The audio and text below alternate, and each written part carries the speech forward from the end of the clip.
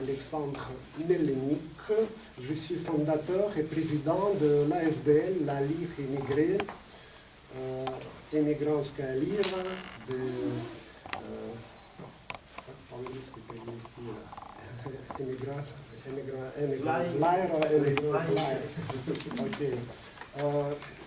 Donc, notre soirée va se passer, je ne sais pas, en français, en anglais, en quelques langues, c'est pas évident, mais j'espère, parce que M. GRITSMAN, notre invité, il est bilingue, il parle russe, que vous ne savez pas, il parle anglais. Donc, sa prestation sera en anglais. Moi, je suis plutôt francophone, russophone. Donc voilà, la langue de travail, c'est plutôt le français, plus l'anglais. Voilà. Mais moi, donc je vais commencer en français parce que mon anglais n'est pas suffisamment bon, désolé, pour m'exprimer. Voilà. Donc l'histoire, et pour organiser, est-ce que tout le monde comprend le français ici, oui? Все понимают по-французски, да? Everybody speak French a little, yes? Ok. Bonjour, messieurs Al-Khadir. Ok, alors je continue en français. Parce que si quelqu'un ne comprend pas, Valérie peut traduire peut-être en anglais ou en russe. À tout hasard, Valérie soit à proximité. Voilà, okay. Comme ça. Mais moi, je continue donc en français. L'histoire de notre amitié poétique russo-belge a commencé en 2010, quand, dans le cadre du deuxième festival de poésie que nous organisons, la Lyre émigrée, pour la première fois, nous avons organisé une soirée de poésie avec la participation des poètes belges.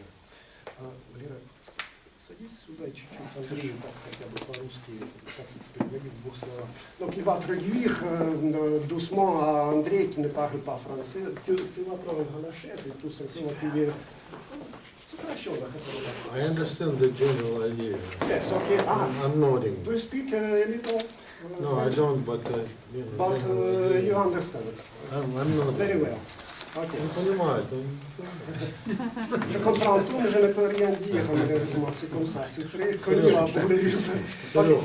Voilà, donc l'histoire de notre amitié a commencé en 2010, quand nous avons organisé pour la première fois, dans le cadre du deuxième festival La Lyre émigrée, une soirée de poésie avec la participation des poètes belges. Avec le temps de telles soirées intitulées La constellation de la Lyre, qui se passe en août, ils sont devenus traditionnels et très populaires. Voilà, donc c'était le premier projet, La constellation de la Lyre. Ça se passe en août à Liège. Ça n'a rien à voir avec le projet d'aujourd'hui, c'est différent, mais c'est très lié. Parce qu'il y en a deux grands projets dans le cadre de la Lyre émigrée, avec la participation des poètes, soi-disant, entre guillemets, belges, d'origine différente. Ça, c'est le premier. Constellation de la Lyre en août, à Liège. Voilà.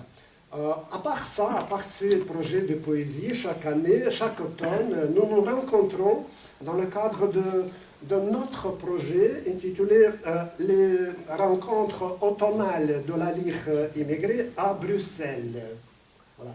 Pour la première fois, c'est arrivé en 2012, quand un grand poète russe, Eugène Rein, dont Joseph Brodsky nommait son maître, est arrivé à Bruxelles. Alors nous avons organisé deux rencontres pour la première fois avec le public russe, ici, en haut, et avec l'auditoire belge, dans le club dont il y a une représentatrice, Isabelle Bileski. Ça s'appelait le grenier de... Jeanne-Tony. Comment? Jeanne-Tony, le voilà. grenier Jeanne-Tony. Donc c'est passé ici à Bruxelles. Ouais. Ce club n'existe plus malheureusement. Mais... Si, il existe. Ah, il existe, je ne savais pas. Mais il y a quelques soucis. Mais voilà, vous étiez avec nous les pionniers de ce projet et je vous en remercie de tout mon cœur. C'était notre début. Et ce format de deux soirées est devenu traditionnel. En 2013, de Moscou à Bruxelles, un autre poète, grand poète, Yuri Kublanovski est arrivé. Voilà. Un an plus tard, en 2014, de New York, c'était Bakut Kenjeyev, un grand poète russe. En 2015, il y avait une histoire dramatique liée à l'invitation d'un grand poète qui habite à Kiev, Alexandre Kabanov. Donc vous voyez un livre qui a été publié, mais malheureusement, en novembre 2015, cette rencontre a été annulée. 2015, oui, cette rencontre a été annulée à cause des actes terroristes à Paris. On a reporté les rencontres au printemps 2016, malheureusement, pour la deuxième fois d'affilée, les actes terroristes à Bruxelles, à la gare, etc. 2 fois d'affilée annulés définitivement, donc ce projet n'a pas abouti. Et l'année passée, 2015, nous nous rencontrions ici avec une poétesse de Londres, Ekaterina Gorbovskaya. Voilà un petit historique. Et aujourd'hui, nous nous rencontrons avec un poète russe, Andrey GRITSMAN, qui est venu chez nous à la capitale de l'Europe, de la capitale du monde, New York. Andrey GRITSMAN. Bonjour André. André GRITSMAN, je dis GRITSMAN en français, ça peut choquer monsieur André qui est toujours GRITSMAN, mais en français on dit GRITSMAN. Voilà, ça ne te choque pas, это тебя не шокирует, что мы тебя называем GRITSMAN? Non, pas du tout. Ça c'est le français. Aujourd'hui tu es GRITSMAN. Andrey GRITSMAN, ok? Donc sois calme, zen. Ok. Avant de commencer, j'ai une annonce technique. Écoutez, après notre soirée d'aujourd'hui, tous ceux qui désirent nous rejoindre, nous peuvent venir avec nous avec un petit restaurant que nous avons réservé ici pas loin. À 8 minutes à pied. J'ai déjà réservé pour 10-15 personnes, mais pour moi, il faut des réservations si quelqu'un qui peut nous rejoindre. Donc, vous pouvez dire ça à mon épouse Oksana qui est là. Voilà. L'inscription au petit resto pour continuer notre soirée environ après 5 heures. Oui, après 17 heures, c'est ça, oui. Ok? Et maintenant, je vais continuer. Un petit bio de notre invité. Donc, un poète bien connu de la diaspora russe est né à Moscou en 1947. Il a terminé le premier institut médical de Moscou, docteur en sciences médicales. Depuis 1981, il vit aux États-Unis, travaille comme médecin spécialiste du diagnostic du cancer. Il écrit en russe et en anglais, et publié en russe et à l'étranger. Des poèmes et des essais de GRITSMAN sont également publiés en anglais dans des périodiques américains et britanniques. Ces poèmes ont été inclus dans l'anthologie Modern Poetry in Translation, Crossing Centuries, New Russian Poetry, USA, Voice from the First Place, etc. En 1998, il a terminé un cours de la faculté de la littérature de l'université du Vermont. Il est l'auteur de plusieurs livres de poésie, organisateur et animateur du Club international de poésie à New York et éditeur du revue de poésie Interpoezia, membre permanent du jury du festival de poésie La Lyre, émigrée. Voilà.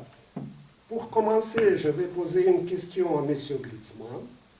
Et après, nous allons commencer la lecture des poèmes dans l'ordre alphabétique, selon la liste de la table de matière. Dans le livre, ça sera la première partie. Deuxième partie, il y a 2-3 poètes russes qui vont présenter ces poèmes. Et à la fin, c'est André qui va lire ces poèmes et il va répondre à vos questions. Mais pour débuter, pour commencer, il va répondre à ma première question. Donc, Pour rappel, dans l'ordre alphabétique, avec une exception, donc au début, je vais donner parole à un participant qui nous a demandé, pour les raisons de santé, donc de commencer la première. Je vais annoncer ça après. Et maintenant, M. GRITSMAN va répondre en anglais, donc entraînez-vous. Mon anglais, malheureusement, est bon pour lire peut-être une question, mais pour parler couramment, je peux essayer, mais pour ne pas faire lire mon auditoire, donc je vais m'abstenir. André, in your opinion, what is the role of poetry in the modern world? What is the true calling of the poet, particularly poet immigrant,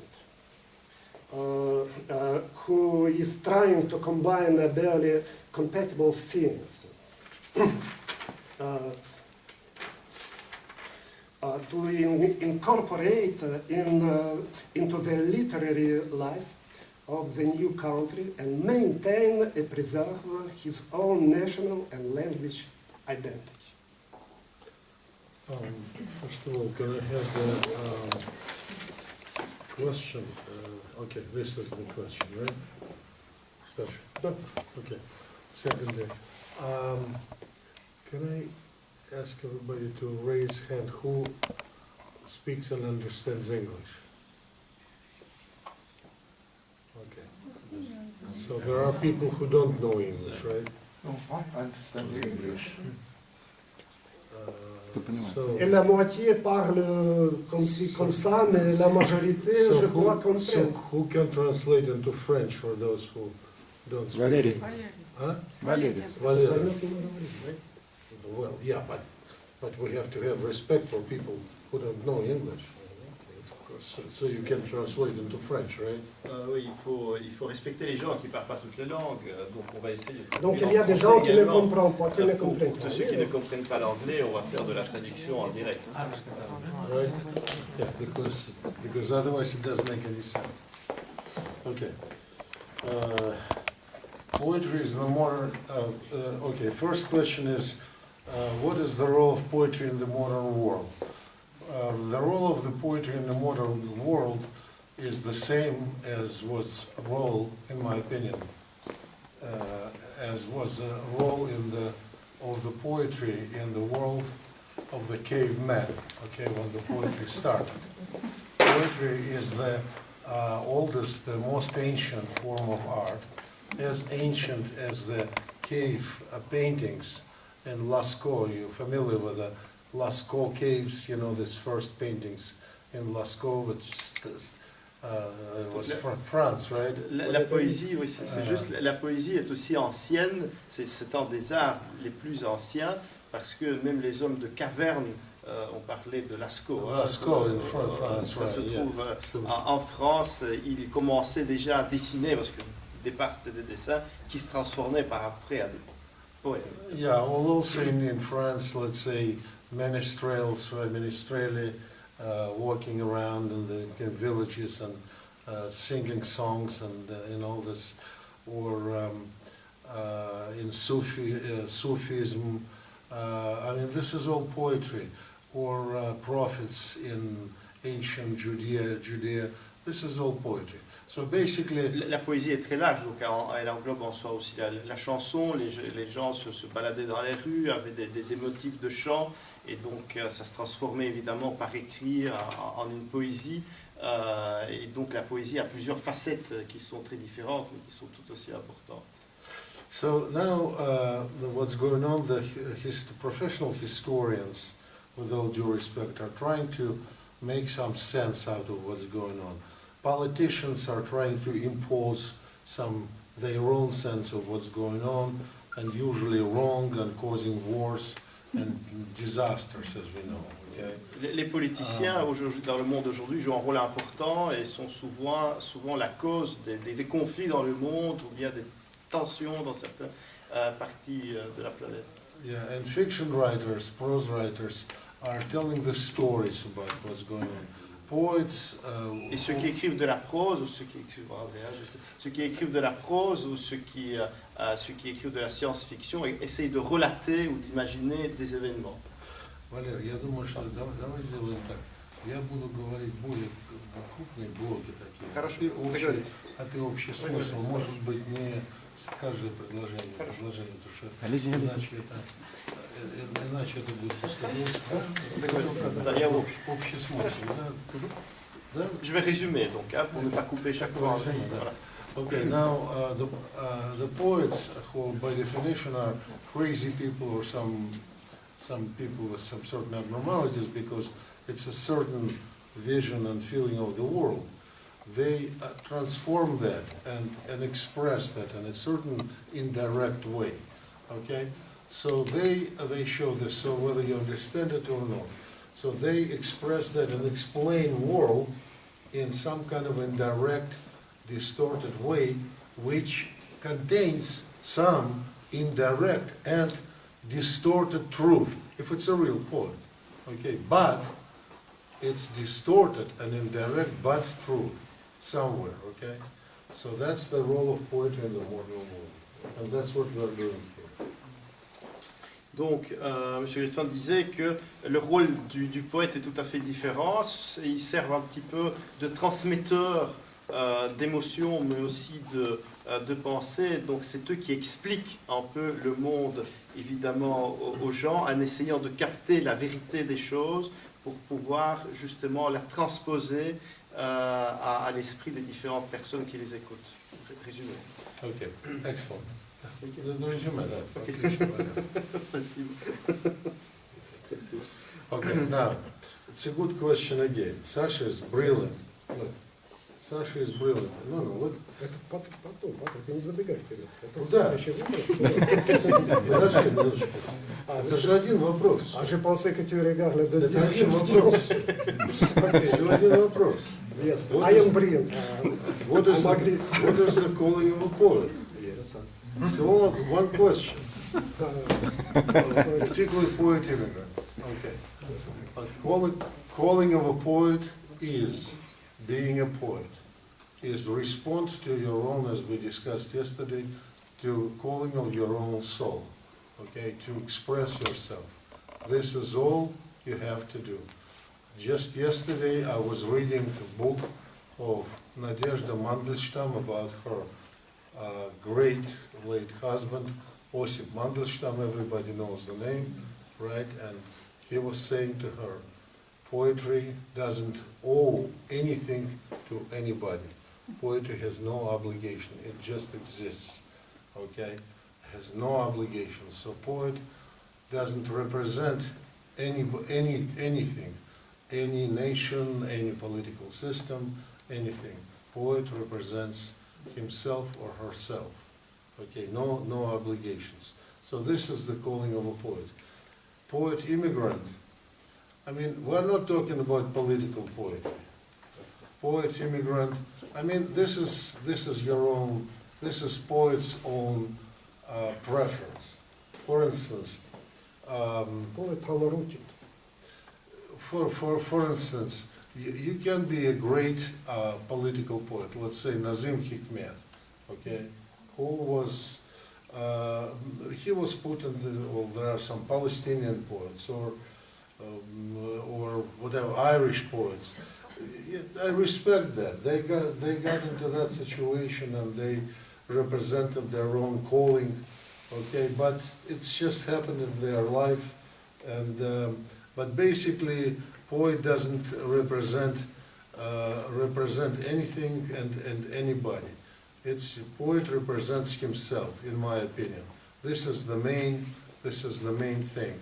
I don't like political poetry. I don't like poetry of calling. I really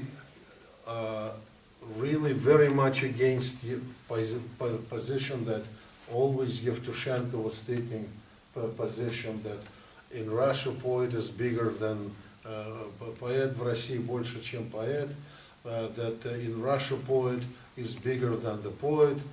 And Veronika Dolina, our mutual friend, in her great song said, when like she was calling on the phone Yevtushenko, remember that in Russia poet is less than a poet nowadays.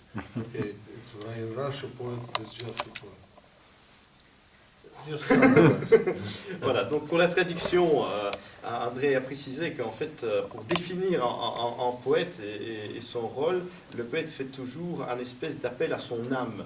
Donc c'est l'âme qui s'exprime à travers de la poésie, à travers les paroles. Et il a cité une phrase qui a été dite par Nadezhda Mandelstam. Nadezhda Mandelstam est la femme d'un très très grand poète russe qui est Osip Mandelstam, qui a une vie très difficile parce qu'il a terminé vraiment poursuivi pour sa poésie, etc. Et alors il disait, quand il parlait à sa femme, qu'en fait, le poète, c'est l'homme qui est le plus libre qu'il soit. Il n'a pas d'obligation vis-à-vis de rien. Donc, ça peut être tout et rien à la fois. Donc, il a une liberté d'action qui est extraordinaire. Et alors, ça ne veut pas dire que c'est un poète qui fait de la politique. Pas du tout. Par exemple, André, il déteste les poètes politiques parce que là, on exprime son avis, etc. Il prend le poète dans un sens beaucoup plus large en tant que quelqu'un qui parle à la société tout entière et non seulement à son gouvernement. Quelqu'un qui exprime vraiment sa position sur le monde et sur le fonctionnement du monde et de notre vie. Donc il y a un aspect philosophique de la poésie qui est beaucoup plus important et beaucoup plus intense que l'aspect politique lui-même. Il a cité aussi un autre auteur qui est décédé récemment, il s'agit d'Evgeny Evtushenko, qui disait qu'en Russie, un poète est bien plus que poète. Eh ben, il lui retorque qu'en Russie, un poète est seulement poète. Voilà. Okay, next question is, who is poet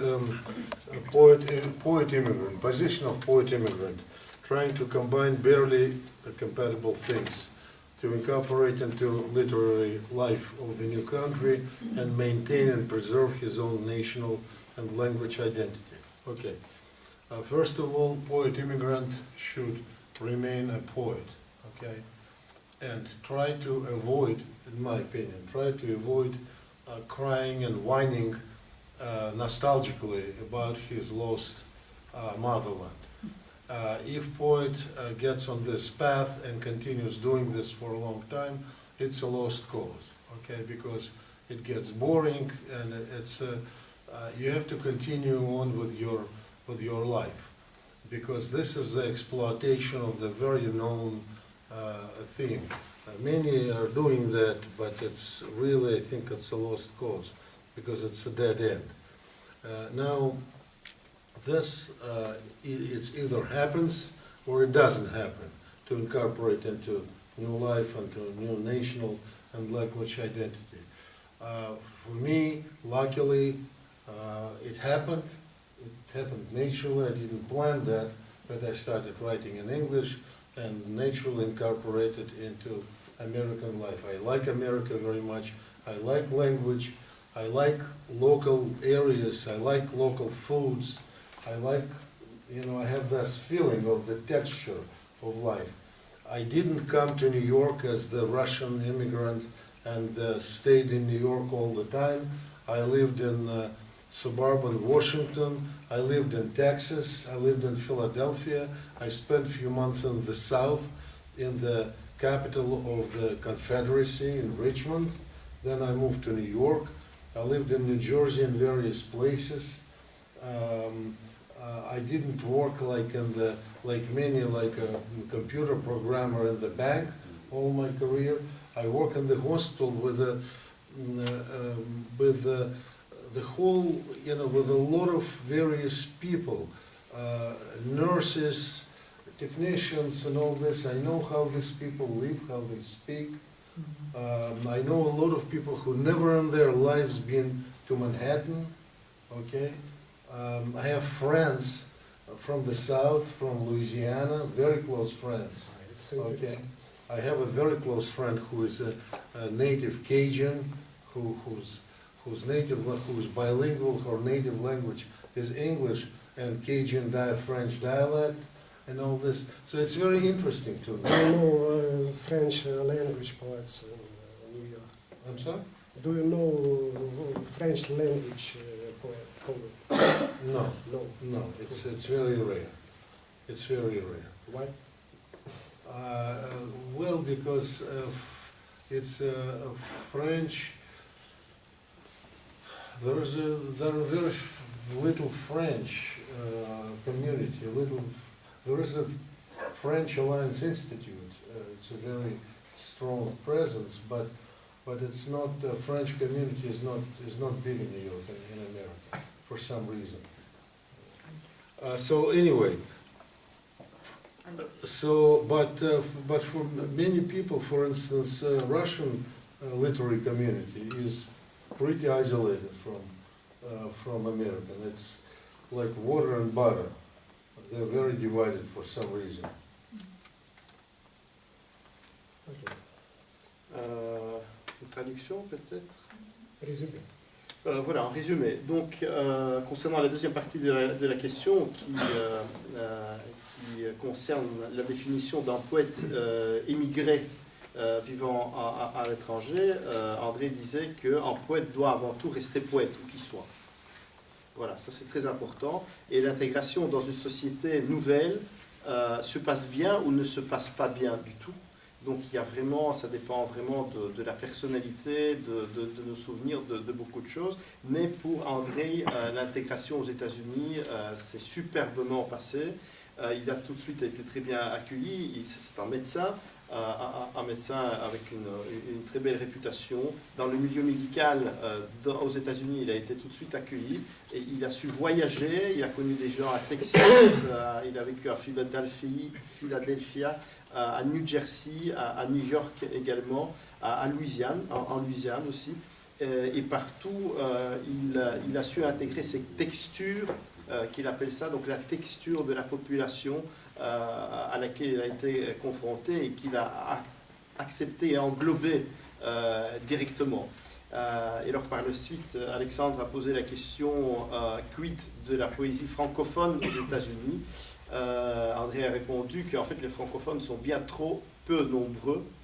Donc, à New York, oui, pardon. À New York, donc ils sont bien trop peu nombreux. Et alors, c'est pour ça que la poésie francophone est pratiquement inexistante, ce qui est différent du Canada, du Québec, etc., donc du Nord, tandis que la communauté russe est souvent aussi très isolée et très divisée aussi. Ouais. Ok, merci beaucoup, Valérie. Chers amis, et maintenant nous allons passer à la partie suivante de notre rencontre, mais avant de présenter le premier lecteur, je demande à Oksana de voir qui n'a pas encore repris les livres pour pouvoir peut-être reprendre pour distribuer après pour ceux qui n'ont pas encore repris les livres. Tu peux préciser les questions. Donc, il y a deux, messieurs Khalkali et Capture, tu vois de nous, ils sont derrière. Et je ne vois pas ici, attendez, excusez-moi, donc CJ, quelqu'un a déjà repris les livres pour CJ. Karine Chavan a déjà pris, Colombien, Pierre Elger est là, oui. Oui, vous êtes là, vous avez déjà pris le livre. Blaise est là, Nekis, Jasmine Andrea n'est pas là. Vous êtes là, vous avez déjà repris le livre. Do you have give you bought your books? I have my text, yeah. I did not. Yes? I have my text. Andrea. Нет. You can find your books to Oksana, okay?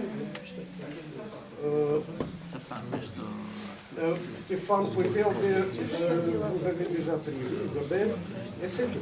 Donc je peux annoncer la suite de notre rencontre. Mesdames, Messieurs, s'il y a quelqu'un là-bas, заходите. Заходите как раз вниз.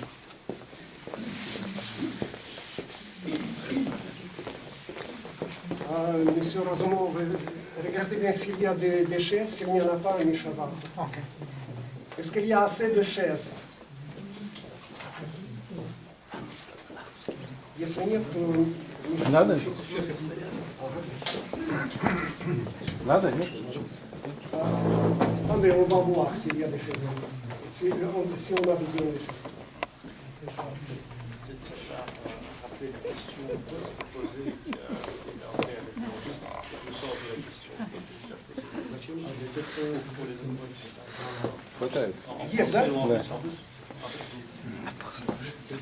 Что ты там снял? Это ноздри были. Est-ce qu'il y a les participants de notre rencontre russophone qui ne parlent ni anglais ni français? Donc on n'a pas besoin de traduire en russe. Ok, pas plus de questions. Ok, on continue. Asseyez-vous s'il vous plaît. Валерий, вы уже выучили французский, то есть по-французски нормально? Нет, на русский тоже будет очень долго. Ok. Mesdames, messieurs, donc on commence la lecture. J'attire votre attention, si vous avez raté le début, que notre rencontre est intitulée La poésie belge face à la poésie russe. Donc, tout le monde a compris. Face, il ne s'agit pas d'une confrontation, vous avez bien compris, donc c'est un dialogue. Et maintenant, on va lire les poèmes des participants de cette rencontre en français, en anglais ou en irlandais. Et en deuxième partie, c'est M. GRITSMAN qui va encore continuer de répondre à nos questions, à mes questions, qui va lire ses poèmes en anglais plutôt. Certains sont traduits en français. Voilà, et c'est comme ça qu'on va terminer. Donc, M. GRITSMAN va occuper peut-être la fin de cette rencontre. Voilà, comme un programme, un clou de programme, comme on dit. On ne dit pas ça en français. Non, voilà, donc on le... et maintenant... Sacha, oui? Peut-être si je peux te couper, juste répéter la question à laquelle M. GRITSMAN a répondu, que tu as posée tout à l'heure sur l'immigration. Si quelqu'un a raté donc, le programme, j'ai posé une question à M. GRITSMAN. André, in your opinion, what is the role of the poetry in the modern world? What is the true calling of the poet, particularly poet immigrant? Who is trying to combine barely compatible things, to incorporate into the literary life of the new country and maintain and preserve his own name and language. Voilà, et M. GRITSMAN a répondu en détail à cette question. Voilà. Okay. Comme ça, on est à niveau, je veux dire, par rapport aux personnes qui arrivent. Donc, les questions techniques. Donc, pour lire les poèmes, vous êtes bienvenus de vous présenter ici devant ce tableau. Si quelqu'un ne sait pas qu'est-ce que c'est que ce tableau, c'est un tableau d'un peintre belge d'origine russe, Boris Mecherski, intitulé La Lyre, émigrée, réalisé par ce peintre. Je crois que c'est une école expressionniste, plutôt à 2009 pour notre premier festival, La Lyre immigrée. Donc, c'est bien sûr, c'est une photocopie de ce tableau, parce que le tableau est déjà parti. Voilà, mais donc c'est La Lyre immigrée. Voilà, donc on lit ici devant la caméra, donc tout est filmé. Le traitement des vidéos prendra bien sûr le temps, mais j'espère de publier tout ça d'ici peut-être 1-2 mois sur YouTube. J'invite Isabelle Bieletsky qui nous a demandé de lui donner la parole, cause problème léger, pas léger, de santé. Isabelle Bieletsky.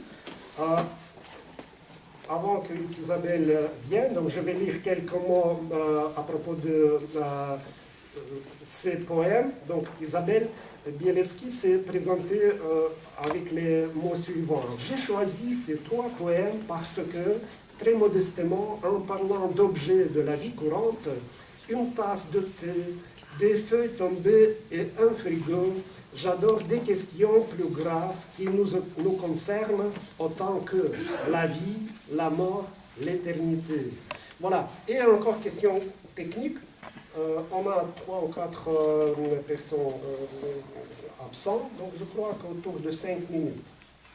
Autour de 5 minutes. Si vos poèmes sont longs, c'est peut-être 2 poèmes, donc calculez plutôt le temps, ok? Pas le nombre de poèmes, plus ou moins 5 minutes. Je ne fixe pas le temps exact, mais on est raisonnable. Isabelle Bieletsky. Andrey GRITSMAN, good afternoon. I would like first to apologize that I will have to leave afterwards because I have a very painful and stiff neck. I came only to hear the beginning of this presentation and to hear your answers to the first questions. I'm very sorry I have to leave. I just cannot continue like this because I gave a lecture this morning and, well, you know, I must lie and I cannot stay longer to listen to you. I'm very sorry. Maybe we will relax your neck. I would like to. Isabelle, encore, je crois que ça sera utile peut-être si je lis quelques lignes à propos de chaque poète. Peut-être. Donc Isabelle, de père russe et de mère polonaise, Isabelle Bielicki est née à telle et telle année en Allemagne dans un camp de prisonniers désaffectés. Voilà, sa famille s'installe en Belgique sous le statut de réfugié, etc., etc. Donc voilà le parcours. Tout ça c'est décrit en détail dans un livre. Donc Isabelle représente la, je ne sais pas, deuxième génération de la deuxième vague de l'immigration russe après la guerre. En fait, ce midi, j'ai lu quelques poèmes en français et en russe qui étaient plutôt du genre dramatique. Et je vais vous en lire maintenant qui sont d'une vague beaucoup plus légère, même humoristique, donc pour vous montrer qu'effectivement, on peut aborder tous les sujets. Et comme l'a dit Sacha, je les ai choisis pour montrer qu'on peut partir des choses les plus banales, les plus quotidiennes, et quand même philosopher sur le sens de la vie. Le premier poème que j'ai choisi s'appelle « Attente à la maison de thé ». Brassens chante Hélène et l'eau de sa fontaine, et la rose sur ma table boit la sienne, tandis que je sirote ma d'Ergeling Brimeur, en attendant à la fenêtre mon visiteur. La rose espère que je vais lever mes yeux sur elle. Moi, si seule à ma table, à la fenêtre, celle où j'ai terminé ma première tasse de thé. Bien longtemps avant qu'elle n'ait vidé son vase. Un bref instant, nous restons face à face. La rose ne frémit pas. Brassens continue à égrener ses mots tout bas. Et du thé frais fume dans ma tasse, laissant dans l'air comme une trace. Que serais-tu sans mon regard, dis-je à la rose, rien qu'une petite chose de tous ignorer, tout comme ma tasse de thé. Si je n'attendais pas un homme en retard, ou qui m'a oublié ce soir, ainsi, grâce à lui, en cet instant, pour moi, tu vis.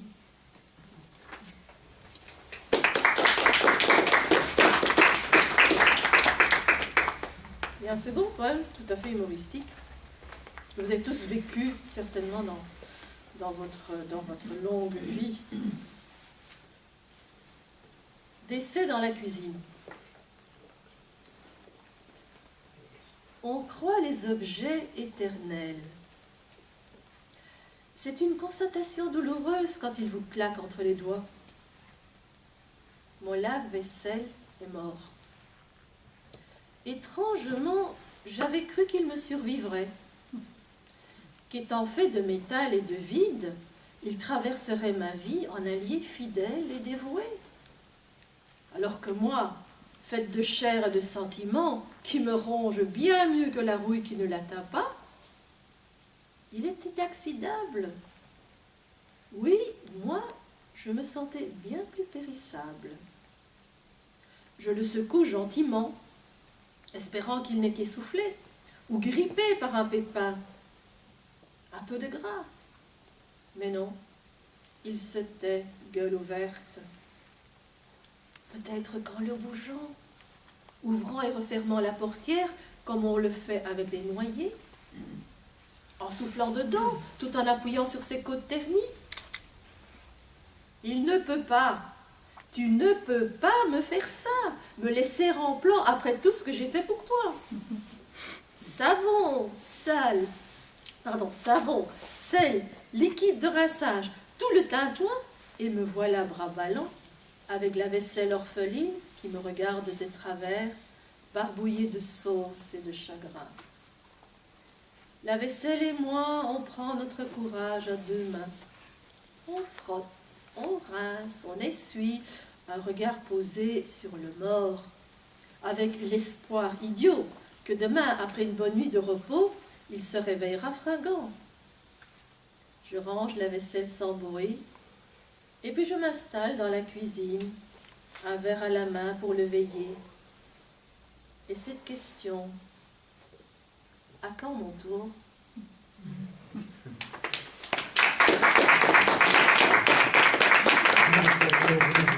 Я тоже не смотрела видео. Vous avez encore un poème? Короткий.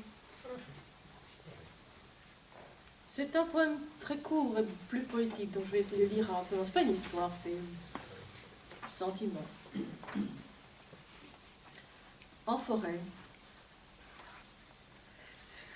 Tôt le matin, en forêt, humait le parfum d'octobre, sous une lune en dentelle qui casse l'uniforme bleu.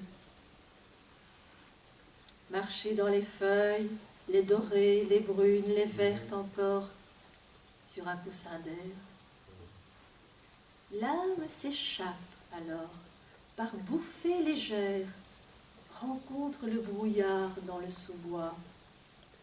Son souffle qui dit « Tu resteras éternel tant que l'automne attendra de tomber. » Merci.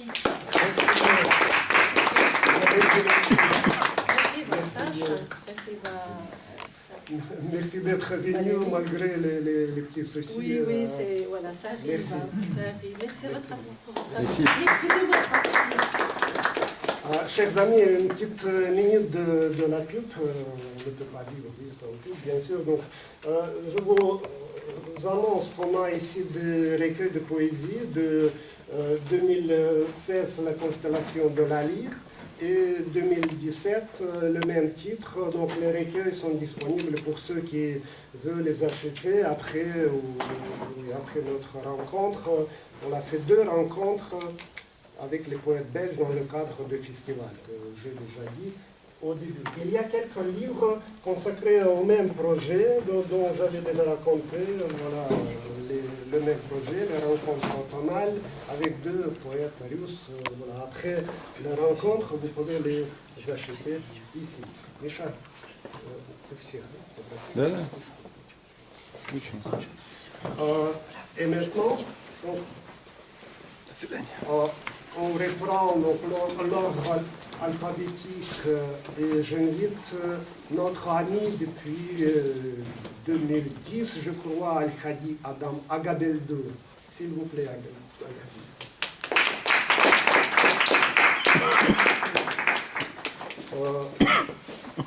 Al-Khadi Agabeldour est un poète écrivain soudanais qui vit aujourd'hui à Bruxelles. Il est diplômé en droit international et en droit criminel international. Il écrit des poèmes, des contes et des articles de critiques littéraires et politiques. Il est l'auteur d'un certain nombre de livres de poésie et de littérature arabe, voilà, etc., etc.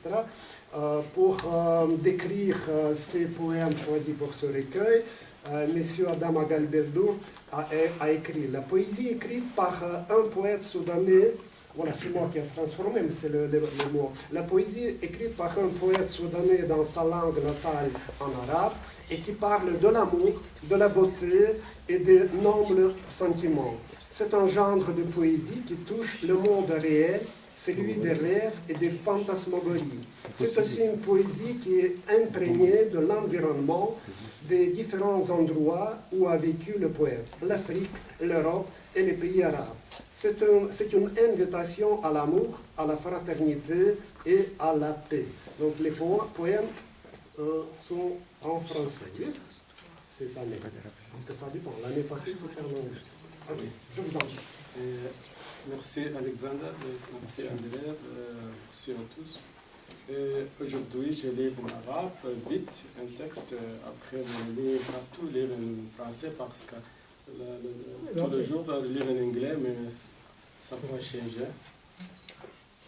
رجل من إكسير غزالت الشموع العطرة ترسمني وعد وراء الغيم غشر سحابة من خلف جدران القصائد أفتح المدن المغسولة بعطر البوح والرحيق، أتوسد خفقات الشجن عاشقا أبديا، تملأ سماوات عصافير النشوى ممددا كبحر من طوائيس وغناديل، بنكهات قابات الصندل وزهر الربيع، أكتب على تموجات الشعاع عنواننا القديم بلون كل الحكايات الجميلة، وانثر الأشواق قربانا بكل محاريب الحضارات الأولى ونهيرات القسق الساحر، أبحث عن بانوراما عطرك بإدمان كالمدن السومرية القديمة تراقصني سرا، وأتفقد البواخر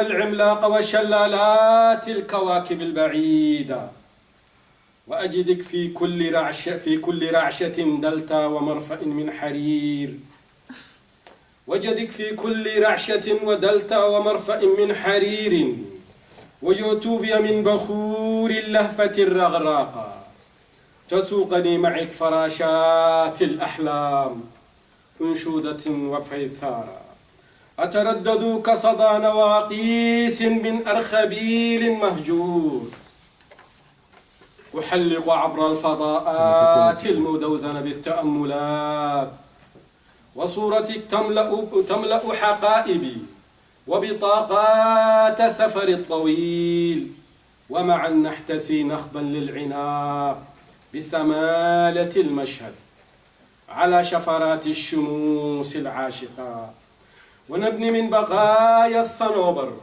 وعشب السفوح كوكبنا الجميل. Merci beaucoup.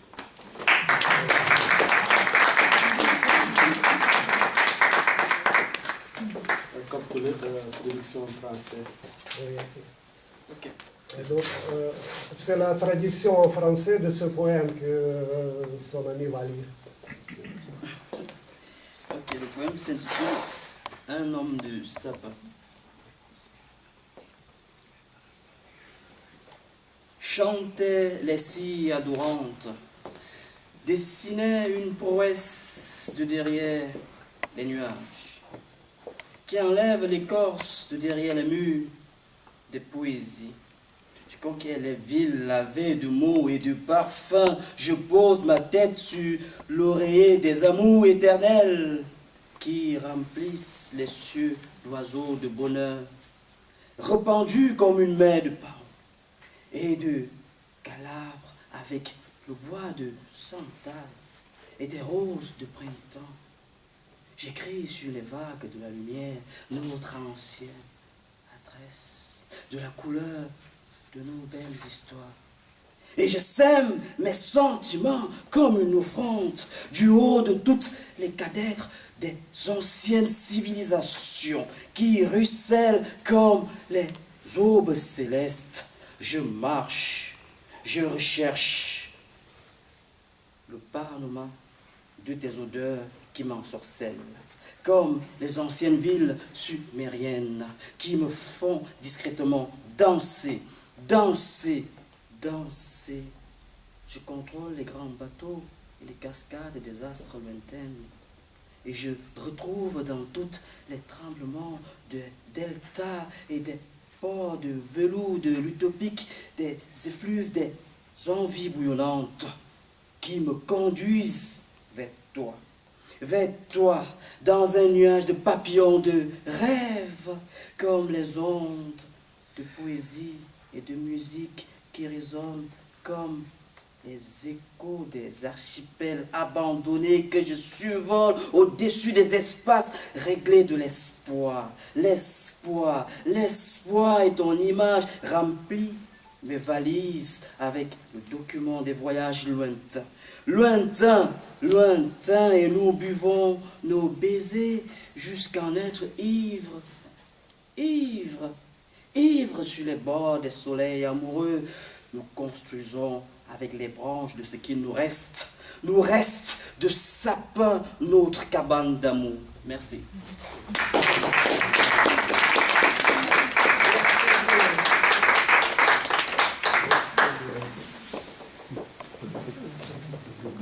J'invite à ce tableau Maïdoline Al-Refai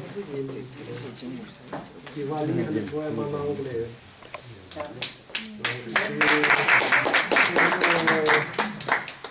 Maïdoline Al-Refai est journaliste, écrivain et poète, rédactrice à Middle East Online, rédactrice en chef du journal Asso, propriétaire et gérant de d'Artala pour l'édition, la distribution à Damas, membre de l'Union des écrivains en Syrie, membre d'honneur dans le Centre méditerranéen d'études à Tanger, au Maroc, président de la Fondation Euro-Arabe pour la paix. Voilà. Au début, elle va lire en anglais. Au début, le poème raconte les différences arabes religieuses, les palestiniennes, les chiites et les sunnites en Irak. En deuxième partie, le poème parle d'amour. Voilà. Micha, je vous en prie.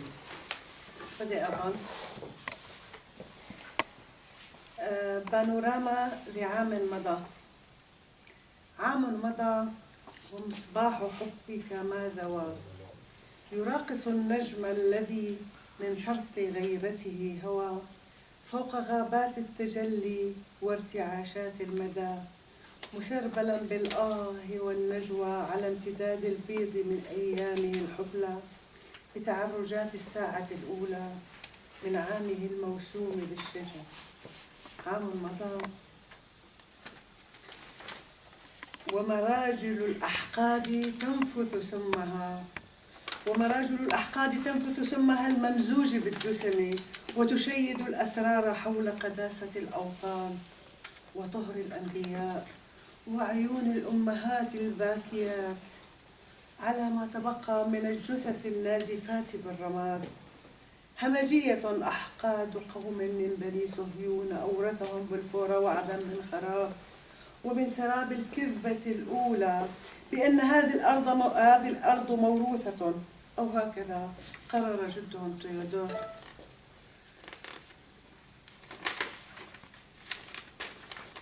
عام مضى والأمهات على المعابر ساجدات عابدات، وملوحات بأغصان زيتون، ورايات كانت قبل نكبتنا موشاة بالبياض. هذا مريض عائد من رحلة الموت علاجا، وهذا شهيد أهدى بطولته لأرض الديانات فداء، وهذه الحشود تجمعت كذبا. سيفتح معبر عربي ويرمي لهذا الشعب المثقل بالجراح مؤونة يوم أو بعض غذاء.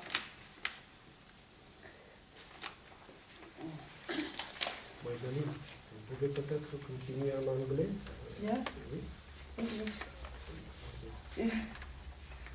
وحده المجنون صاح في وجه الحقيقة: هذا سجننا، فلنمت عارا وحزنا، فقلوبنا صارت ملونة، نصفها بلون الريح ونصفها بلون أوراق الشجر. عام مضى والريح ما زالت هناك، توقد النيران في أشجارنا ونخيلنا.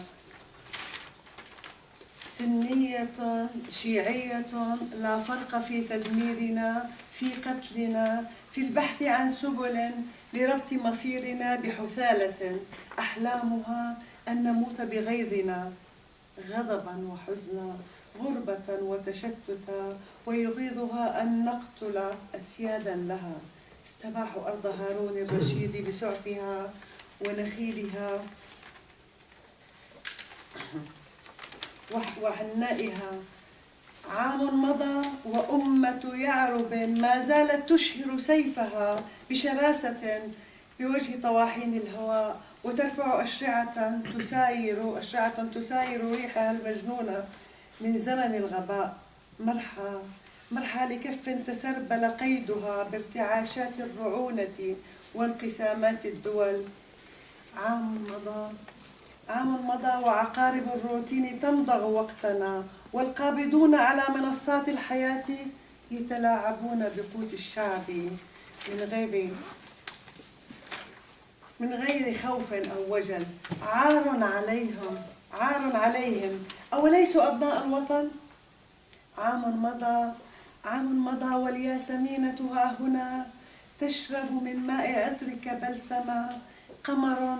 قمر يقبل برعما من كبد فيروز السماء ويقلب النجمات من هناك إلى هنا. هو ساحر يغسل بالضوء قطرات الندى ويعزف للعشاق أنغام الصبا والميجنة. عام مضى عام أتى والحلم يكبر بيننا ويغازل كل أيام السنة بربيعها بخريفها بهسيس أوراق الشجر. Thank you. Merci bien, Marguerite. Merci beaucoup.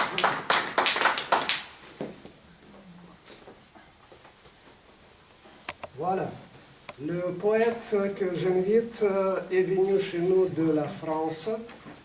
Il s'agit de Michel Colombin, qui est un artiste peintre français, demeurant à Montigny-les-Metz, dans le département de la Moselle. Voilà. Parallèlement à sa carrière artistique, il écrit des romans et de la poésie. Michel Colombin expose son art pictural dans des salons d'art contemporain, expositions collectives en Corée du Sud, au Japon, en Belgique, Luxembourg, Suisse, etc. Et il écrit la poésie. À propos de ses poèmes, il a dit que mes poèmes sont une réflexion sur l'observation de la vie que j'étudie par le comportement des gens depuis mon enfance. Je rejoins le poète Andrey GRITSMAN dans sa pensée vis-à-vis de la vie et de la nature. La question est, que fait l'humain pour qu'il soit en osmose et en harmonie avec la nature? Un exemple, je dénonce les guerres, poème sur le pouvoir, qui avilissent l'humanité tout en détruisant la nature qui nous fait vivre. L'homme doit changer au plus vite. Michel Colombin. Bon, on va commencer par le poème Le Pouvoir, qui s'adresse à des hommes de pouvoir. Ils ne sont pas tous comme ça, hein, mais beaucoup d'hommes de pouvoir veulent détruire la planète sans qu'ils en aient conscience, en fait. Donc, et je me suis rendu compte tout à l'heure, en triant mes poèmes, qu'il y a un autre poème qui s'appelle Lyre, qui rejoint ce poème-là. Donc je vais le lire aussi après. Alors, le pouvoir. Longtemps j'ai rêvé que je me sentais aimé. Un jour je me suis levé et fut animé pour former une armée. Le pouvoir m'obsédait. Je gouvernais. En mode et due forme, je fus charmé. Que j'étais seul à décider. Que des milliers d'hommes armés, restant dans le fossé, tous privés de vie ou cabossés, je me sentais aimanté, sans que le pouvoir puisse m'imposer d'être perturbé. Puis un jour, le peuple s'est levé, s'est retourné, m'a regardé, m'a injurié. L'ombre d'une clarté intérieure me fit chavirer. Je regardais ma folie, je fus déprimé. Je m'isolais. De ma propre volonté, je m'armais. Je tirais. Doucement, je mourais. Des quelques forces qui me restaient, j'écrivis d'une voix éraillée, sur un papier immaculé, que mon comportement m'écœurait. Le peuple ne m'a pas pleuré, il fut libéré.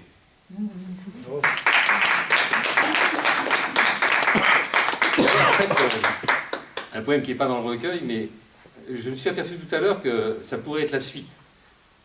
Donc ce poème s'appelle Lyre. Dans la chaleur de cette chambre était posé un ambre.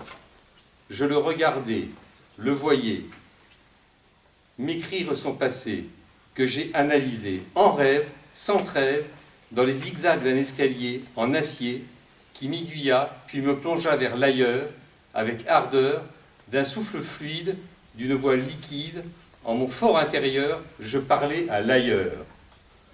L'écho de ma parole se contracta telle une systole. L'inconnu me mit à nu. Ne pas connaître l'ailleurs me faisait peur. De ce voyage, mes yeux n'avaient pas d'âge. Dans la perfection de cet instant, d'un sourire conciliant, accompagné d'une pensée brève, vers l'ailleurs et le rêve, entretenu, puis soutenu, dans une atmosphère, par un fantôme de poussière, sans attendre, sans comprendre, que des montées délicieuses, rieuses, nous guideront tous, pour toujours, vers un ailleurs sans détour. Donc,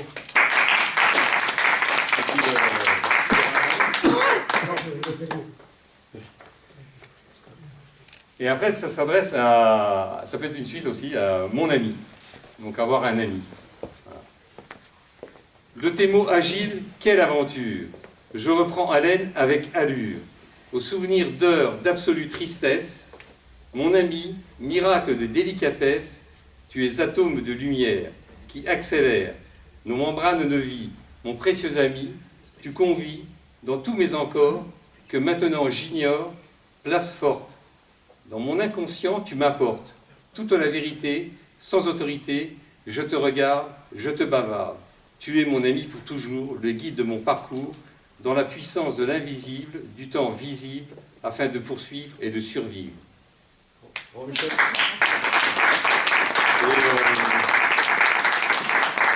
Et en fait des poèmes sur...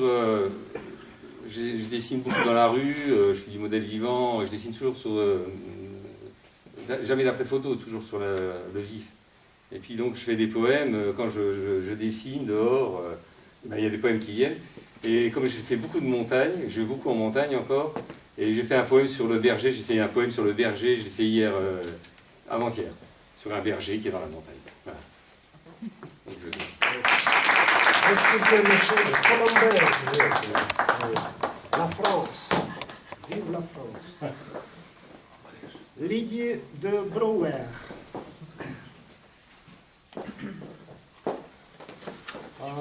Lyre de Brouwer a eu une formation artistique polyvalente. Elle a suivi 2 ans de cours à l'Académie royale des Clos, en histoire artistique, gravure, dessin et peindre. Elle a également terminé après 5 ans les cours à l'Institut Saint-Lucas. Elle a suivi plus tard l'Académie de musique à Gand, voilà, de l'art, de la parole, etc. Donc le parcours, je ne lis pas jusqu'à la fin parce que ça prendra le temps. À propos de ces poèmes, elle a écrit « Je suis Lyre de Brouwer, j'écris et je peins ». 2 activités qui me donnent pleine satisfaction.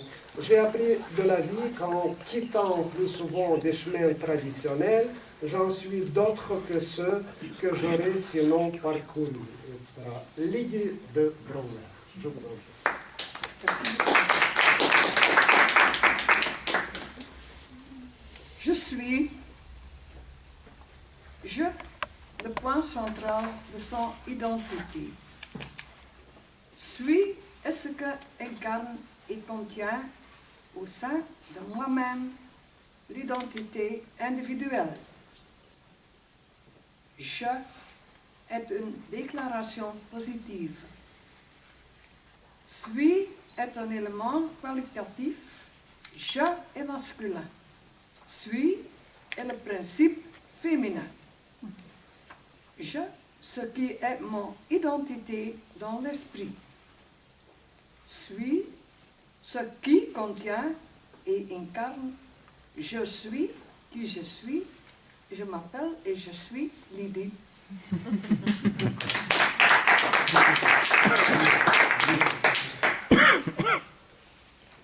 Le printemps.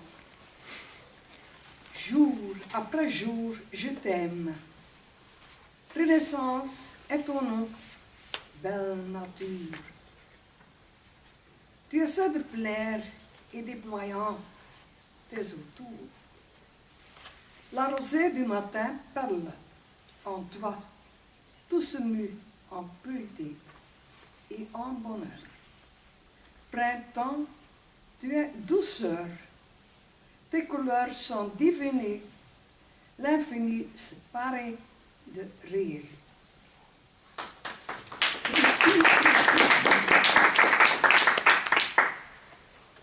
Des questions subsistant. Je dépose mes mains dans le vent du prix. Loin des aubépines, des nids arrachés, des roseaux abîmés, des fleurs mutilées et des fourrés.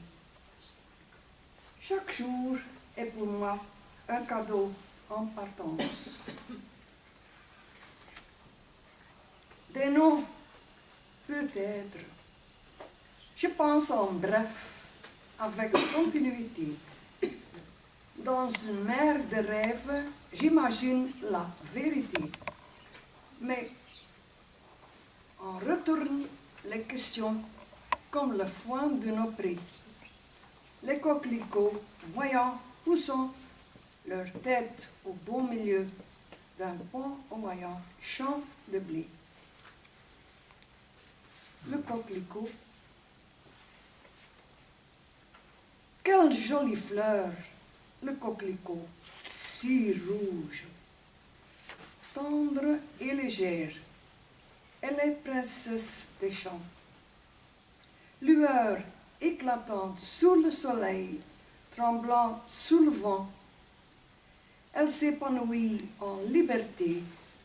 Coquelicot, une beauté en simplicité, dans un grand tapis si coloré. Fleurs simples et lumineuses, la fleur odeur, les jolis coquelicots, fleurs d'un rouge superbe, unique dans la vie.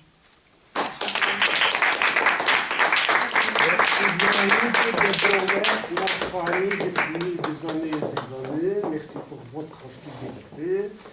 Et maintenant, je suis content de vous présenter pour ce rare des personnes qui se trouvent ici de mon ami Valérie Dvoynikov. Mais quand même, Valérie, je vais te présenter et inviter, je t'en prie. Non, ici, s'il te plaît, pour vidéo, etc.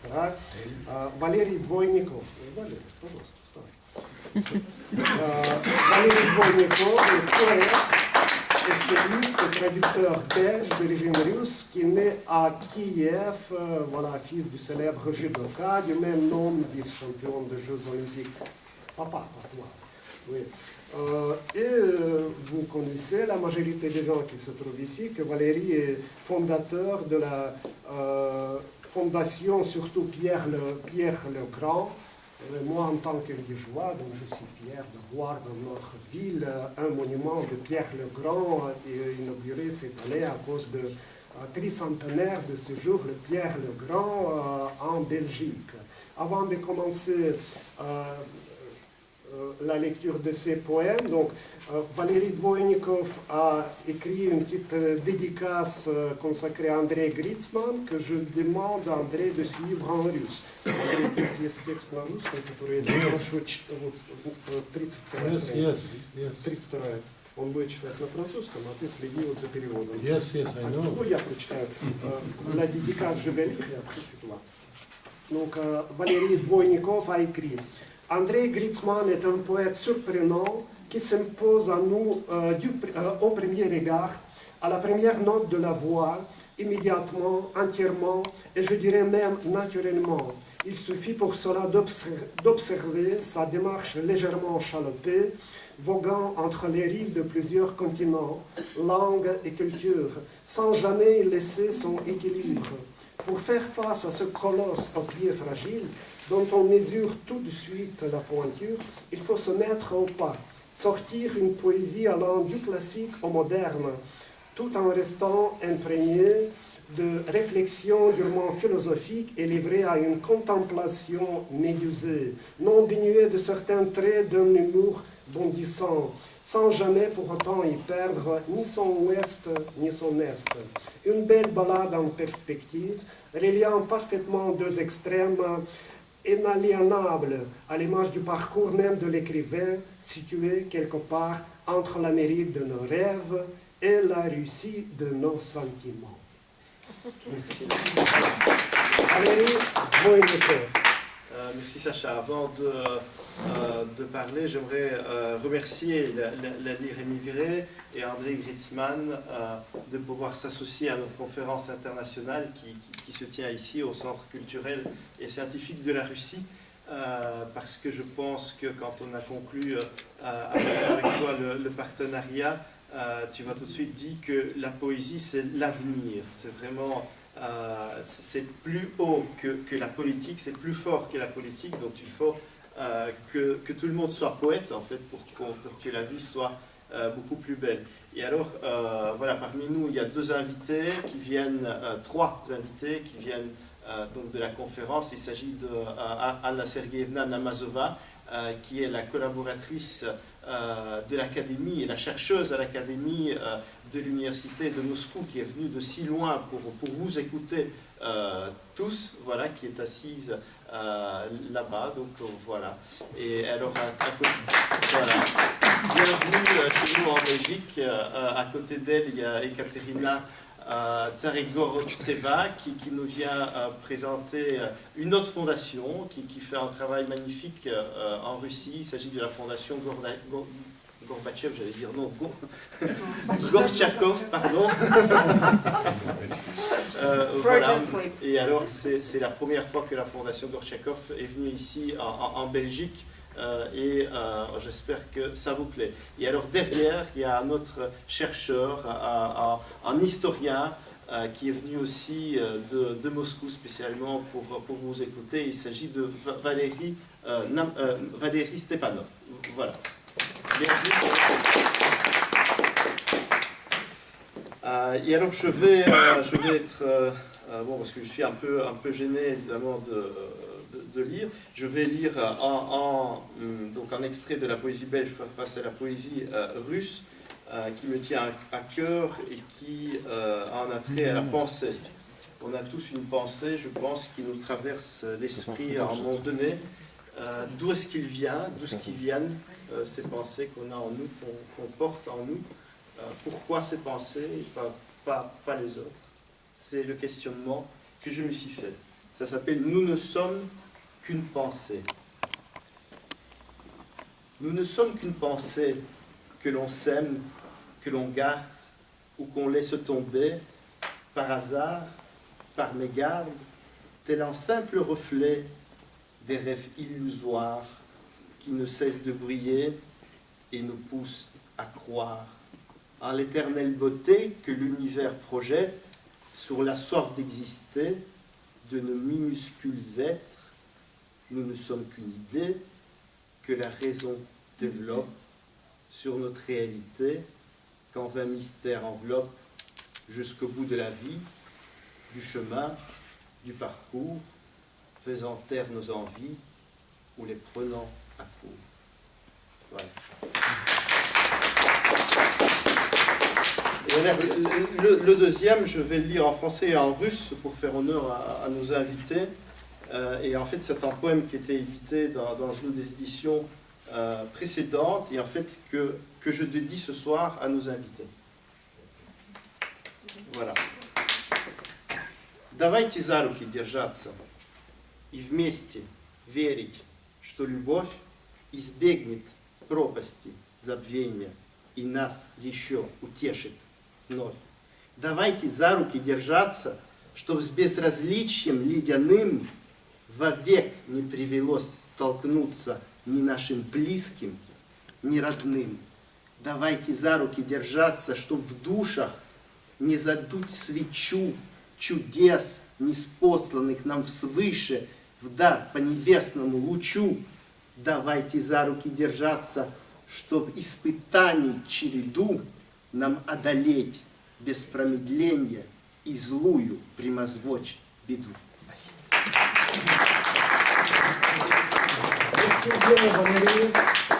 Спасибо.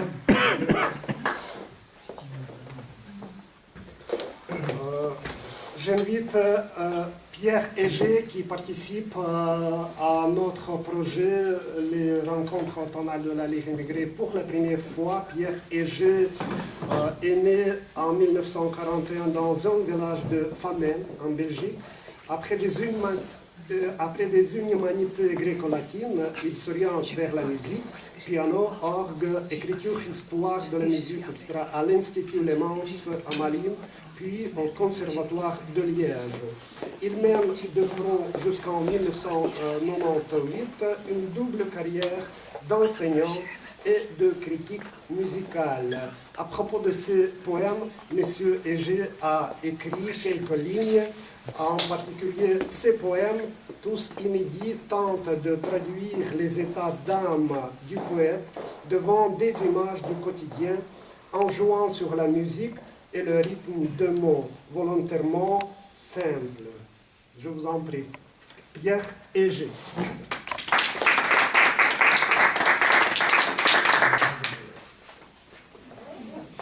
Entre Bruges et Knock, sur la route, on voit un moulin dont les ailes sont arrêtées. Et j'ai pensé que quelques mots rythmés, on pouvait peut-être leur donner du mouvement. Depuis tant de temps, beau moulin à vent, tant de temps que tu moules le temps. Depuis tant de temps, beau moulin à temps, que tu moules le vent. As-tu pris le temps, toi qui moules le temps, d'écouter le vent, beau moulin à vent. Le vent qui te vient comme avant, porter les nouvelles, caresser le ton qui vient sur tes ailes, arrêter le temps d'un baiser le vent. Bravo.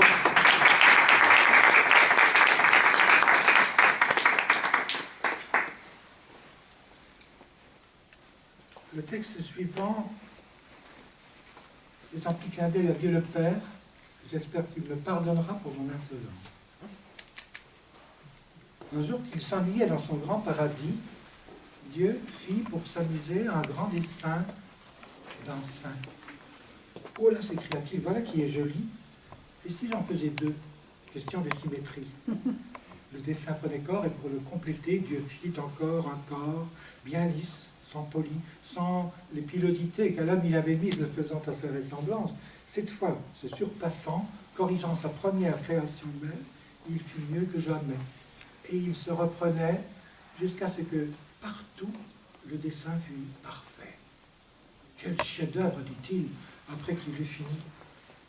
En toute modestie, voilà quelqu'un de beau, de plus beau que moi-même. Et de son divin geste qui donnait la vie, il mit au corps une âme et l'appela la femme. Adam, qui regardait dans le coin du paradis, applaudit, jurant par les grands dieux que c'était là, par bleu, juste ce qu'il voulait, pour être heureux vraiment dans ce grand paradis. Et de ce beau jour-là naquit l'amour, qui fait que l'homme, devant la femme, se sent petit, comme Dieu se sentit, ce jour où s'ennuyant dans son grand paradis, sur sa planche à dessin, il fit le premier saint.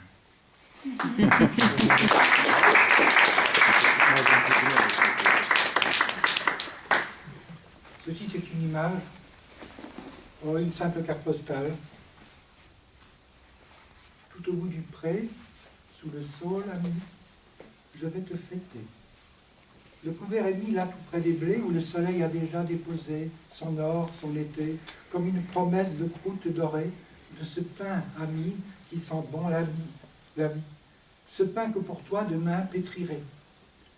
Nous partagerons avec les enfants qui tout à leur joie feront une ronde pour nous emmener jusqu'au bout du monde, jusqu'en ces pays, ô ma souveraine, dont on revient roi, dont on revient reine. Bravo. Merci bien Pierre Heger et bienvenue au club de la Lyre émigrée. Bonne continuation au projet suivant de l'année prochaine.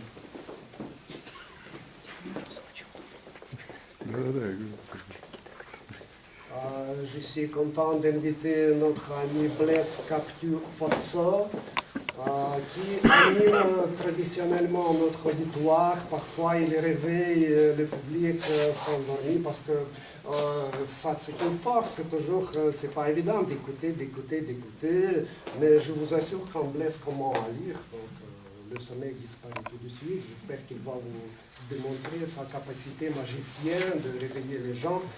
Je t'en prie, Blaise. Merci. Quelques mots, oui, pardon, parce que je présente brièvement. Donc, je ne lis pas tout, mais quelques lignes.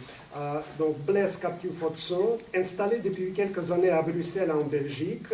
Blaise Captiu-Fotso est promoteur culturel, dissident camerounais, militant des droits de l'homme et membre fondateur d'un International Institute for Peace. Voilà, etc. etc. Il a présenté ces deux poèmes très brièvement, et j'adore son laconisme pourtant. Deux poèmes sur le thème de la danse impétueuse et de l'amour sensuel. Si tout le monde est excité, c'est un poème interdit à moins de 18 ans, je ok, pense. Blaise Captiu-Fotso. Merci.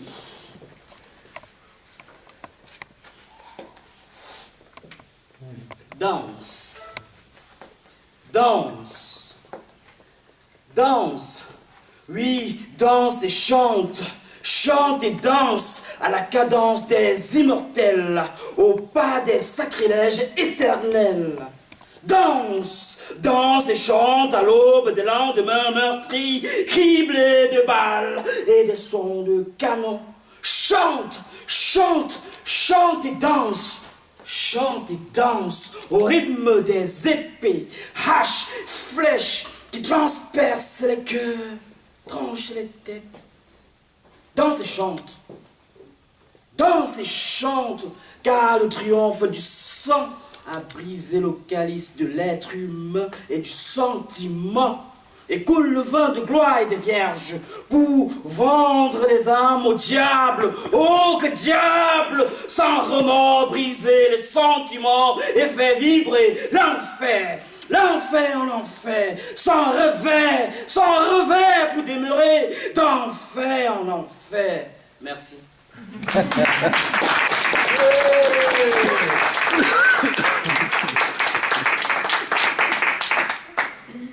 Le deuxième poème s'intitule La mort de l'homme. Bon, c'est un poème assez sensuel. Voilà.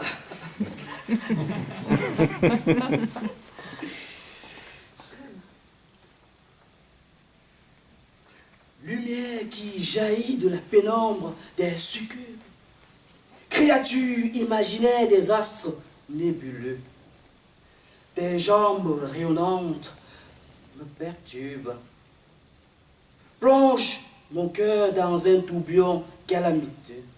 Seules tes caresses fabuleuses et utopiques réaniment l'oxygène dans les poumons, baissent la pression critique et désastreuse dans les pantalons.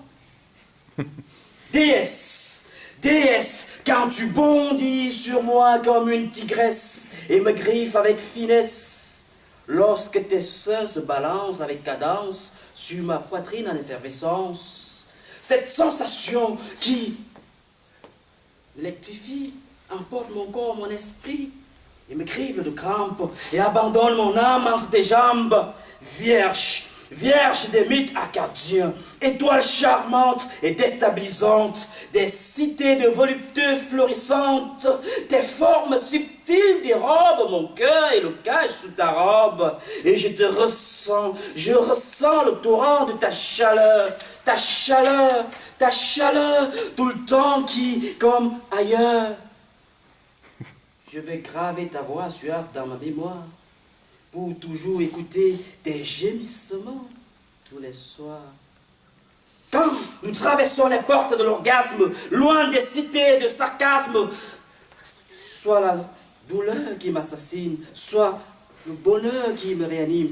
Ange, ange, ange, je serai infidèle et même gangster sur cette terre de mystère, rien que pour me noyer dans tes yeux une nuit, pour ressentir ta tête contre ma poitrine assoupie, mes doigts caressant tes cheveux pour ta voix allongée sur les draps merveilleux. Entre ces quatre murs sans issue, où seule la douceur de nos baisers prendra le dessus.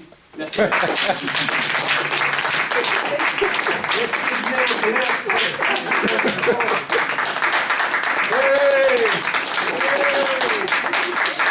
Je crois que vous avez bien compris le rôle et l'importance de Blaise dans nos projets. Hein. Mais wat? Vive la France! Vive Cameroun, hein. Vive Cameroun! Merci bien. J'invite notre ami Nerkiz Shahin. Nerkiz, s'il vous plaît. Donc Nerkiz s'est présenté, comme ça je travaille comme traducteur-interprète dans le secteur social. En plus de traduire les autres, j'écris et dessine pour exprimer mes propres sentiments. De temps en temps, j'ose aussi sculpter. Elle a commenté ses poèmes en irlandais. Est-ce que vous savez les traduire en direct en anglais? Non, plus ou moins le sens. Non, pour M. GRITSMAN. I write always about feelings. Feelings? Yes. Me too. Feelings of a person and war, feelings of a woman, child, sadness. It's always about feelings. I write about feelings of a woman sometimes too. Thank you. Okay. Mais Nerkiz va lire en irlandais. Ok, je vous en prie, Nerkiz, ici devant le tableau. Merci, je vous en prie. Laat maar. Laat ons maar in ons lijden, kijk niet om. Laat ons in ons tranen verdrinken, kijk niet om. Laat ons in ons bloed omkomen, kijk niet om. Laat ons maar in ons lijden. Zolang jij maar gelukkig bent en je zeteltje knus de wereld in kijkt, elk stukje nieuws kunt uitblazen en je mening nog eens kunt uiten. Daarna ga je nog eens naar buiten om alles van je af te zetten. Net zoals zoveel dit deden. Laat ons maar in ons lijden, laat ons. Kijk niet om, laat ons in ons tranen. Laat ons in ons bloed omkomen. Kijk niet om, laat ons maar in ons lijden. Jij kunt er toch niets aan doen en je woont toch lekker ver van hier. Je kinderen liggen boven te slapen en de hond die bescherming als voor de deur. Het ergste is die maandagmorgen. Oh, dan moet je armen weer gaan werken. En verder gewoon alles zijn gangetje. Laat ons maar in ons lijden. Kijk niet om, laat ons in ons tranen. Kijk niet om, laat ons in ons bloed omkomen. Kijk niet om, laat ons maar in ons lijden. Doe vannacht je ogen maar dicht, je oren sluit je ook maar bij deze af. Je hart was, dat denk ik toch al lang. Slaap maar zonder een geweten. Jij bent toch niet verantwoordelijk. Enkel omdat je op dezezelfde wereld woont, hoef jij toch niet wakker te liggen. Laat ons in ons lijden.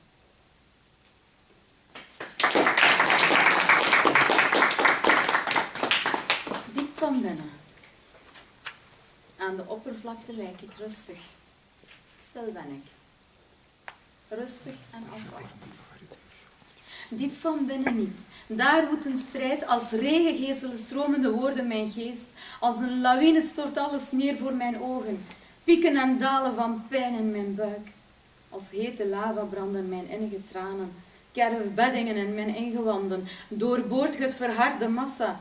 Bedekt het ijs en sneeuw. Donder en bliksem weerkaatst tegen mijn trommelvlies. Een strijd van binnenuit. Oneindig strekt het zich uit. Een kreet om gehoord te worden. Aan de oppervlakte lijk ik rustig. Stil ben ik. Diep van binnen ben ik springlevend en toch een stukje doods. Diep van binnen voel ik mij verdrietig en kwaad en wil ik schreeuwen tot ik barst. Maar ik ben bang dat ik mezelf niet meer zal kunnen bijeenrapen. Wonden zijn weg, littekens achtergelaten. Geen teken meer van wie je verwondte. Grijs nam de kleur over van je haren van weleer. Dood is even dicht als leven. Geen spoor te bekennen van het levendige leven. Merci bien, Nerkiz. J'ai oublié de vous présenter Nerkiz comme représentant de la Turquie. Ok. Je suis ravi de présenter notre suivante participante qui est venue de l'Allemagne. Donc voilà, notre géographie s'élargit. Jasmine, Elle écrit en allemand, mais ici elle va représenter sa créativité en anglais. Elle se décrit comme ça. Jasmine Andrea Schwen, born in Germany, social worker, glass artist and writer, works as a volunteer in help for refugees in Germany, near to the border to Netherlands. Writes in her mother tongue German poems and short stories about the difference in culture and romance. Her poetry is translated into English and Arabic. She is reading her poetry on events in Germany, Belgium and Netherlands.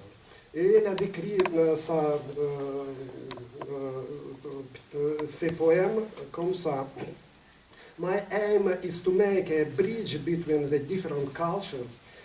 My poems are written in my mother tongue, German, translated into English and a few into Arabic. Poems and short stories about cultural difference, romantic and love. I brought two with me. One is in the book, one not, too short, and I would like to read in English and in German. Okay. Okay? Unschuldig, lieblich und hell weht der Wind über das Meer.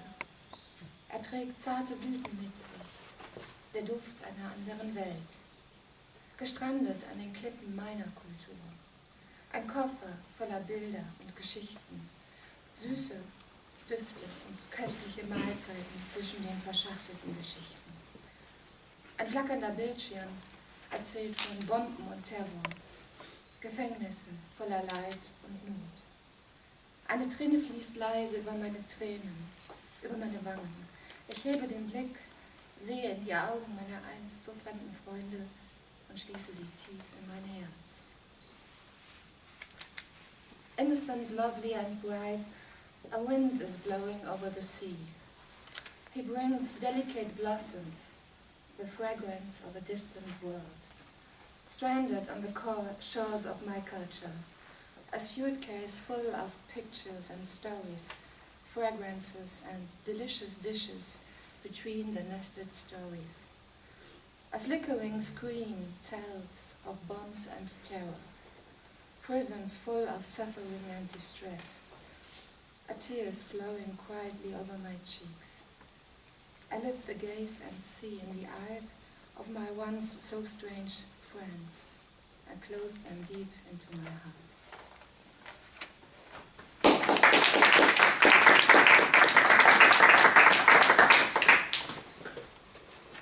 The second is about my second passion, glass. I'm a glass artist. I'm working on a torch with gas and glass, and I want to speak about what it is doing to me. Sand und Soda, Propan und Sauerstoff eigentlich. Ein Wesen aus einer anderen Welt, windet sich in der Flamme. Manchmal kämpft es mit mir einen grausamen Kampf. Nicht mit mir und nicht um mich. Es springt mir ins Gesicht, verbrennt meine Haut. Ich kann es nicht lassen. Es brennt und brennt nicht. Es packt mein Herz. Will nur mit Leidenschaft. Dann fließt das Wesen durch meine Hände zu wundervollen Dingen. Ich lache vor Glück und ich weiß, es lässt mich nicht los. Glass, sand and soda. Propane and oxygen actually. A creature from another world. Winds in the heat of the flame. Sometimes it fights with me, a cruel struggle. Not with me and not without me. It jumps into my face, burns my skin. I can't let it go, it burns and it doesn't burn. It grabs my heart, once only with passion. And then the essence flows through my hands to wonderful things. I love full of joy, and I know it won't let me go. Thank you very much, Jasmine, and also welcome into the club of Elegant Lyre. Thank you very much. Et je suis content d'inviter notre ami chinois, Ming Yang. Faut les recommander, il va rester. Il va rester. Oui, il va rester. Sacha, Comme vous voulez, oui, Melnik. Sacha, voudriez-vous lire mes poèmes en russe et lire en anglais? C'est possible? Mais ici, il n'y a pas de texte en russe, uniquement en anglais. En anglais, c'est bon. En anglais, c'est bon. bon. Alors après, je vais expliquer quelque chose en chinois. Ok, je vais vous présenter d'abord, brièvement. Moi, Moi, je ne vois pas bien. Un petit moment. Donc, Ming Yang. Tu restes ici ou pas? Oui, tu peux te lever. Oui, les dernières années, Ming Yang a des difficultés pour la vue. De la vision. Oui, Ming Yang. Ming Yang est né en 1955 en Chine, à Dalian, dans une famille d'artistes. Son père était peintre professionnel et Ming suit tout d'abord des études en calligraphie. Il arrive en Belgique en 1985 et devient membre officiel de l'Association des cercles littéraires et artistiques et de l'Association des experts calligraphes chinois de Dalian. Après avoir obtenu une maîtrise en administration et gestion à l'Université catholique de Louvain, il est à l'origine de nombreuses expositions et publications.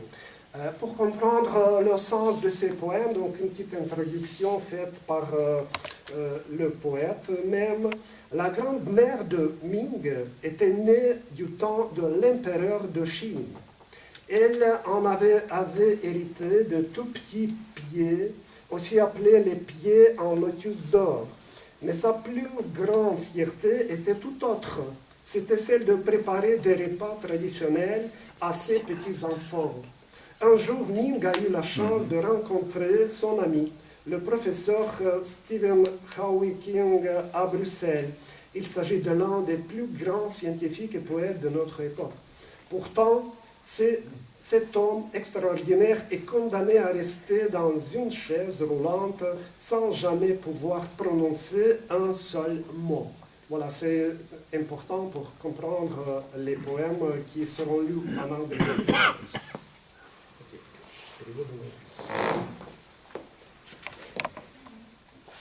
Sacha, tu commences peut-être en anglais? Non, en anglais, je préfère c'est toi. Je peux, mais avec supérieur.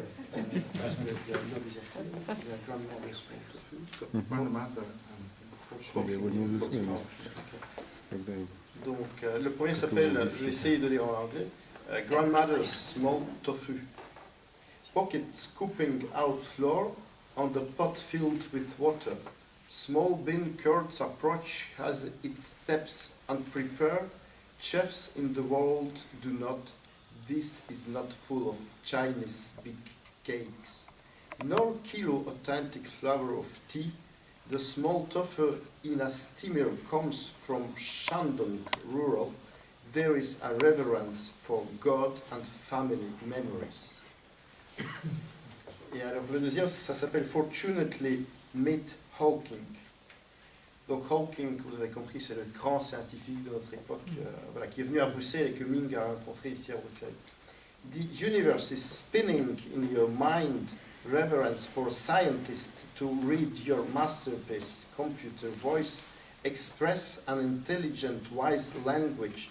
Meeting in Brussels by accident. Honor to talk to you face to face. Fortunately with your side by side for a photo.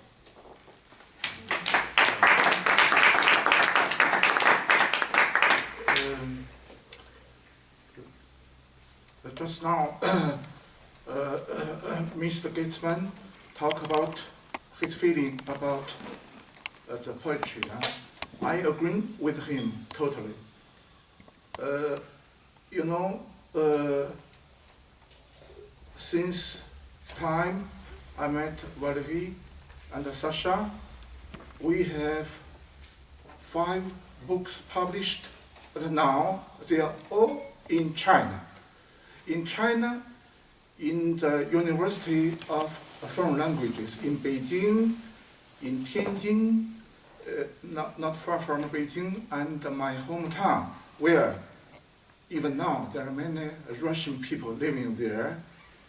You know, the function of poetry is like that. Today, all those Chinese young people reading the books because of Sasha, our editor, they know better us. They know better us in Belgium, in Europe, even in Russia. That is what I thought. As I was little, you know, Alexander Pushkin is my idol. Huh? It's very, very important in my life. Okay. Thank you. Thank you. Nous avons clôturé la partie belge et maintenant il y a deux lecteurs qui vont lire deux poèmes en russe et après ça donc, on va céder enfin la place à notre invité Andrey GRITSMAN. Donc pour commencer la partie russe, donc c'est mon tour je crois, mais les textes sont en russe et en français. Je demande peut-être je vais lire une traduction en français et une autre, c'est Valérie, mon traducteur, qui va lire. Ok, on va faire comme ça ensemble, Valérie. Oui. Voilà, c'est moi.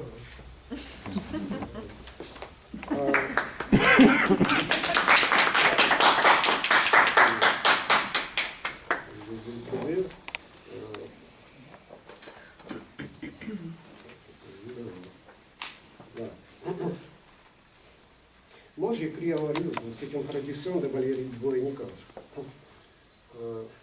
Au-dessus d'une plaine flamande flotte une montgolfière. Elle vient d'être lavée par une pluie échaudée.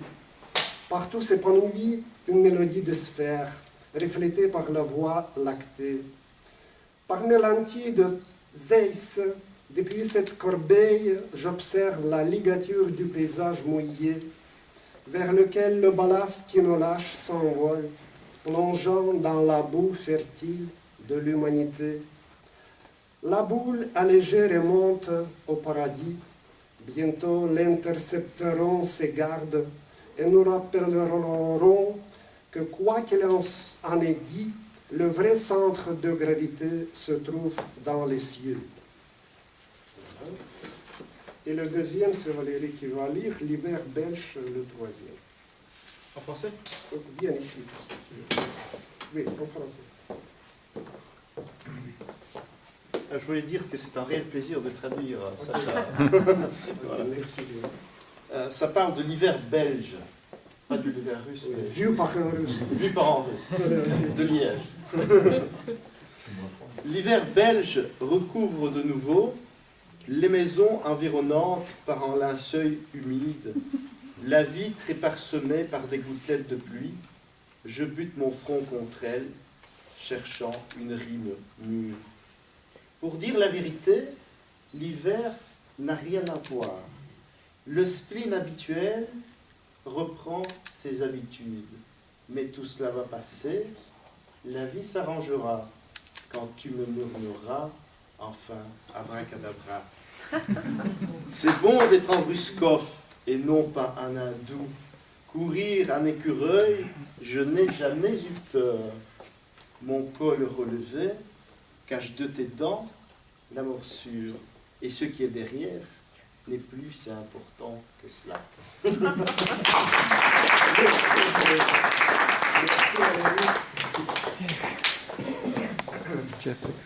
Je vous présente Alexei Yudin. En russe, on prononce Alexei Yudin, qui est né en Ukraine, à Odessa. Il est philologue, enseignant, a travaillé en tant que journaliste.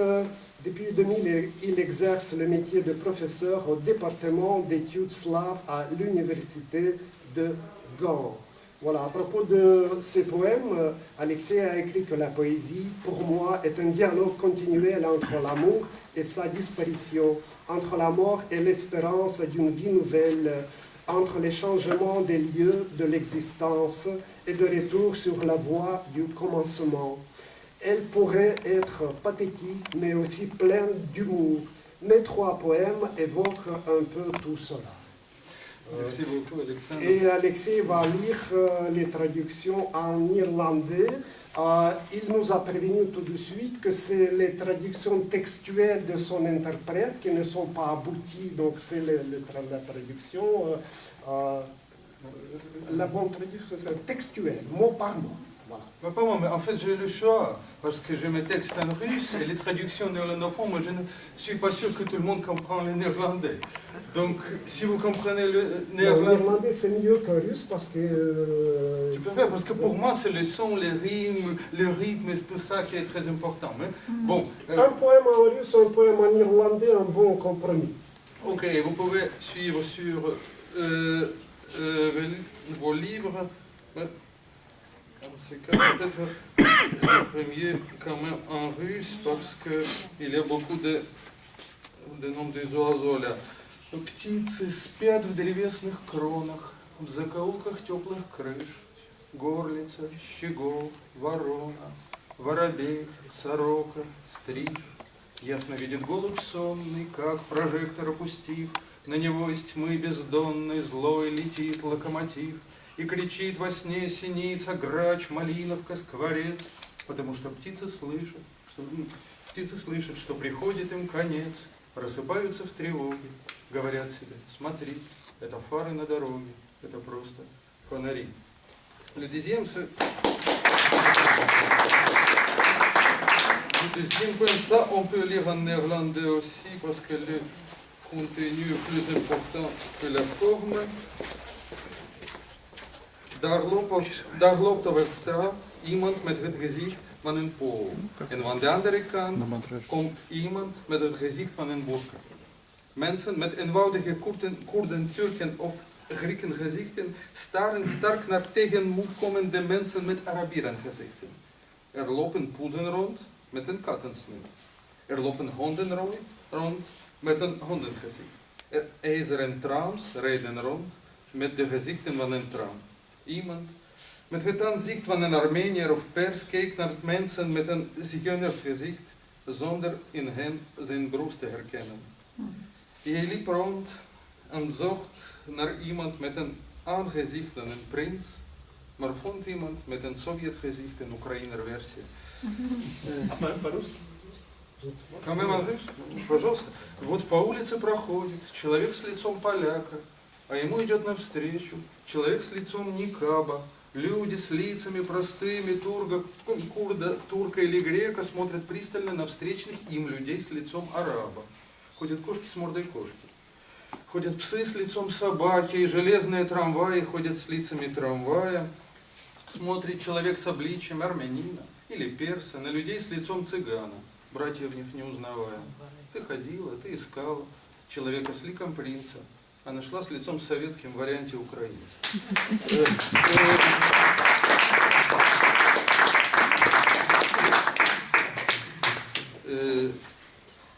Le troisième en néerlandais. Ok, pour terminer. En russe. Quand même en russe.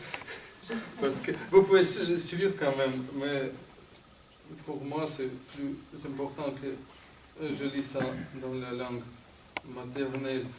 Если не жить, так хоть под конец, в говорящую ночь цикад, в жаркий песок без колючих дюн, в древнего моря дно, чтобы в ограду, а не в огонь, гроб, чтоб не напрокат, чтобы водка для стариков, а для старух вино. Если же жить, то плевать в каком доме и языке, только бы маленькая ладонь грелась в моей руке, только б ему захлеб отдавать, как старую мебель, речь. Ты ведь, мне ведь сказали, что не миновать, я знаю, что не сберечь. Плачь в марокканско-турецкую ночь, корябой спеша слова, пока не исчезла из зеркала в ванной стареющая голова, пока без тебя всем не стало легче. Ключи не отдал пока ледяной руки не коснется выросшая рука. Merci beaucoup.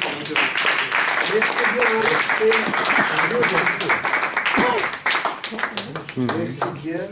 Et maintenant, André et сейчас опять твоя очередь. Et maintenant, donc, je vous représente André GRITSMAN, notre invité de New York. Pendant le temps qu'il nous reste, donc je vais poser quelques questions. André va répondre et il va lire ses poèmes. Avant qu'il commence à lire, je vais poser une question. Donc, I am one question for you, André. Do you consider yourself a citizen of the world? How the poet lives in New York?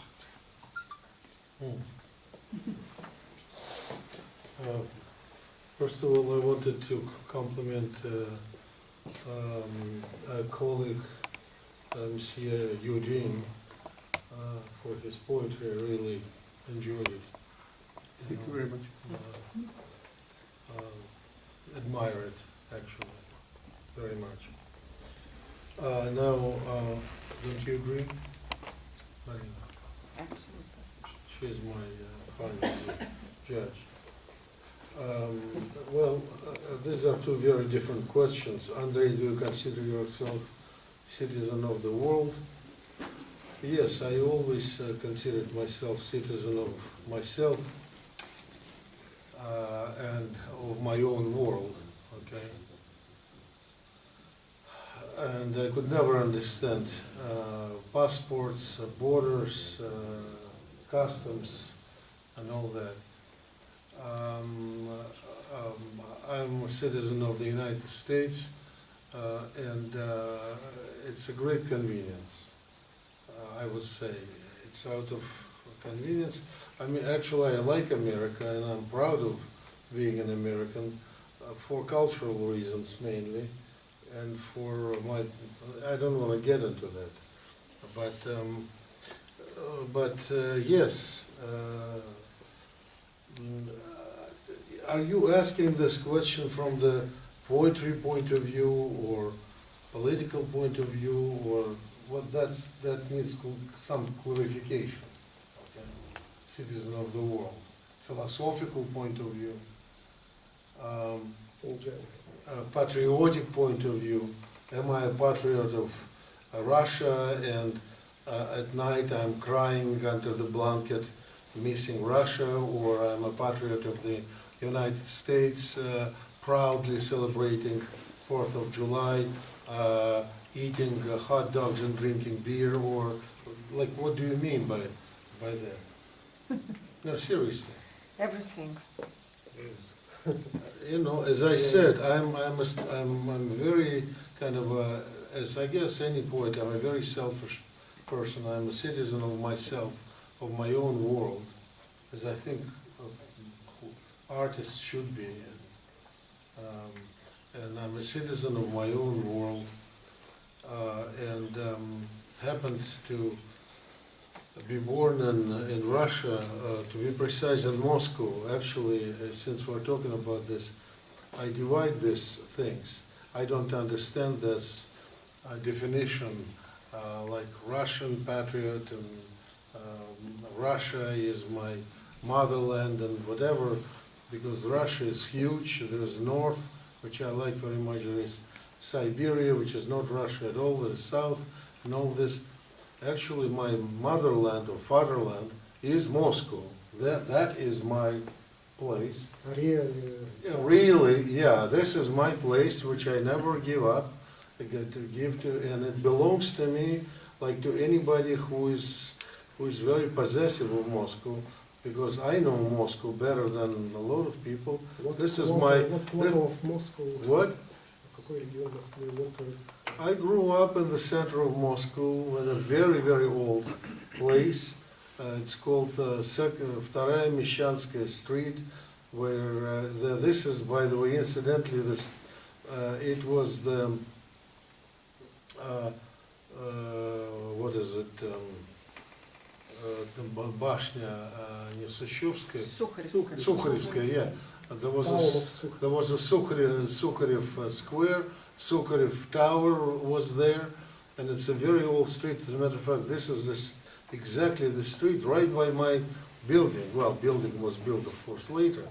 By that street, by my place, where Peter the First was in the nightgown, was running away from Sofia with a few of his people, running away from his Aunt Sophia outside of Moscow, when the Streltsy were following him.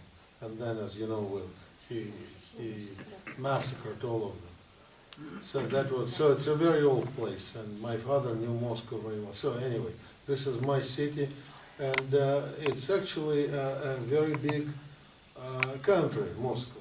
It's, 15, 20 million people altogether, because I know all around Moscow, everywhere, on foot, on canoes, all the rivers, all the lakes. Well, anyway, I'm getting enchanted by that. So it's it's a size of two Israels, I would say, this area. So it's a big country. So Moscow. Second part of my question. No, all right. So okay, and second part is United States and New York. What?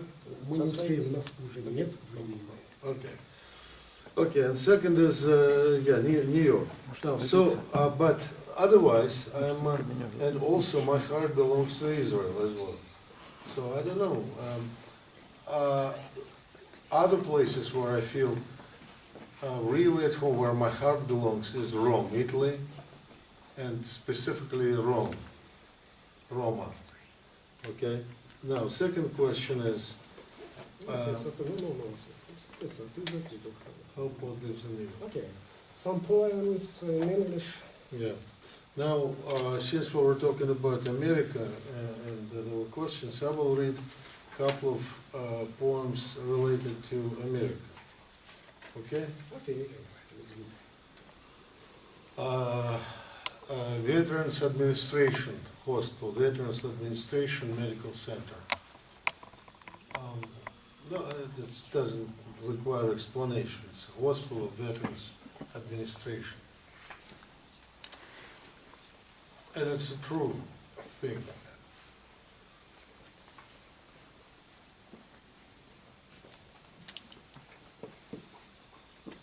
My first job in the US was at the VA Medical Center. Nights of the boxed breath and the smell of stale piss.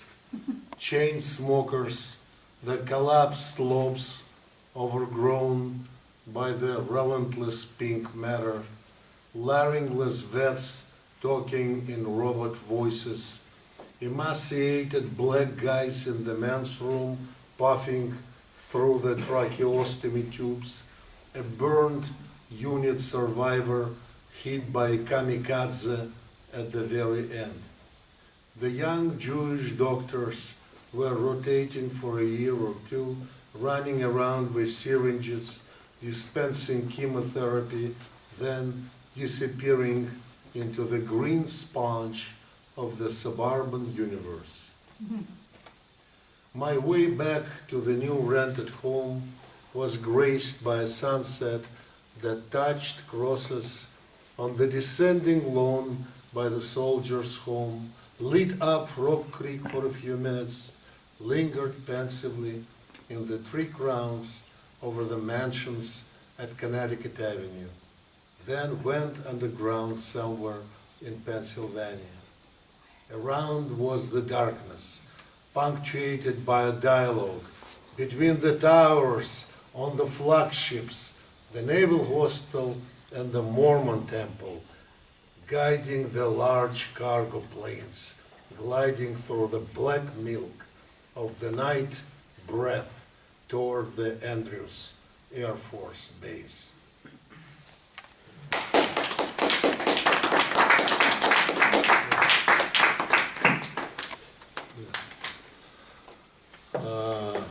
Now, this poem is Louisiana poem. It's called Batur.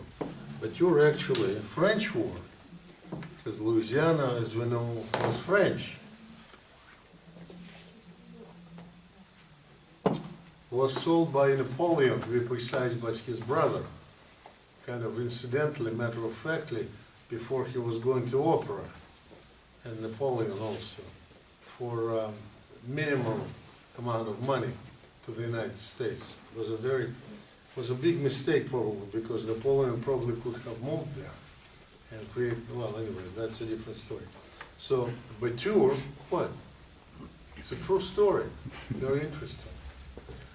Now, it was a Spanish, French, and then United States was changing, so when you're in New Orleans, many streets in the center are in 3 languages, English, French, and Spanish. And they're very old bars, so of course it was a slave market, and pirates were stopping there, so there are big bars, old smoky bars, where there were duels there going on inside the bar, so there are long bars, and people were shooting along the bars. Anyway, now Batur means, at least I'll explain, French word, it means the dam. Along the river, along the Mississippi River, there is a dam that stops the water when Mississippi River kind of explodes. And between the river and the dam, there is a whole communities of people who kind of a semi-homeless. They have little huts who live there. Then there is a flood. They leave this place, then they come back. This is how they live. The whole communities. And I was shown these communities, and I was amazed by this. And then there, of course, there's a lot of music. There's a special, first of all, there's a lot of blues, and there's a lot of Cajun music. Cajun, that's a long story. Cajun is a French origin. They speak French dialect, and they have special cuisine, and they came actually from Nova Scotia when British chased them away. Okay, so they came down. Not to confuse them from Royal French, who came fleeing the revolution. And so there was a clash. Well, anyway, it's a very interesting story with Louisiana. What, am I too much? But it's interesting, right? Yeah. Batur.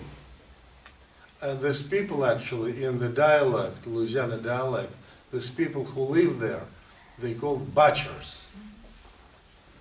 Downriver, the water gets muddy. It acquires a kaolin tint, softening the Mississippi rocks. Like an archaeologist, the river unveils civilizations of dead foliage, insects, fallen arrows of the fish skeletons, a beer can. One can see the little animals by the shacks. Dogs, chickens, sometimes a lamb. Dogs are the only ones going beyond the levee into town, scouting the backyards, scavenging around the back door of the riverside bar with jambalaya, crawfish in season, amber on tap, walls bouncing the deadly waves of the Leonard Skinner reefs. The shacks are flooded every year. Settled on the riverbed, they are being homed, devastated, and homed again, like love, he says. We listen to a barge song floating along with the sound of the evening church bell miles away. They flow softer and softer, falling asleep in the velvety humid air of the delta. I thought, this was the margin we were always afraid to cross. They raise children there too, you know, he says. This is the best time of the year to walk along the levee. Best time of the day when the stars of Bethlehem emerge, descend upon the waters, tremble on the surface and merge with tiny needle points of Christmas lights on the shacks, running along the invisible, slowly breathing river, in the bushes, through the web of willow trees, far below the level. Bachelors, he said, that's it. They call these people bachelors. One little question.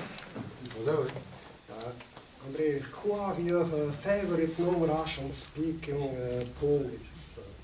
Are there any not Americans among them?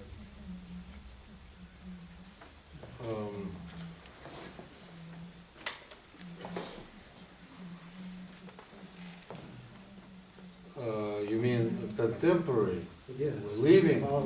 Contemporary Russians. Non-Russian speaking poets, Yes. contemporary. Well, unfortunately,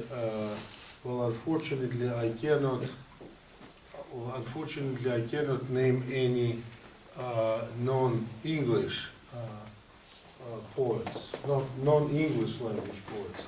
Unfortunately, I'm not really familiar with translated poets. That's my fault. It's a long story, but I was told that contemporary French poetry is not that interesting. Radashkevich was telling me someone, but I don't know. I don't have Spanish. I don't know. English, of course, I can comment on that. In Ireland, I know some. I know some poets. For instance, I find very interesting Martin Mooney, Moira Donaldson, people whom I know personally. Recently, passed away, of course, this great Irish poet. English poetry is very different. It's very separate from American poetry, and it's a whole big world. And honestly, I don't know this really well. American poetry I know quite well, and I can name quite a few names whom I like very much. If you want, I can tell you a few names. What? Что? Я могу назвать, если хочешь, я могу назвать. Что?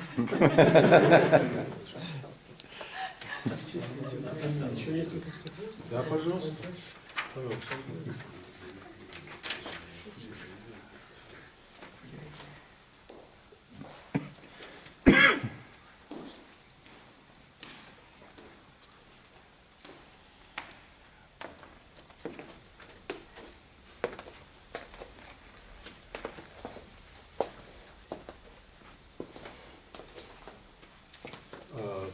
По-английски или по-русски? Только по-английски. Хорошо. Раз так, хорошо.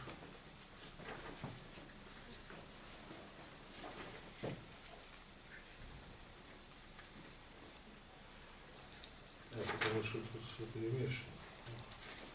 Окей.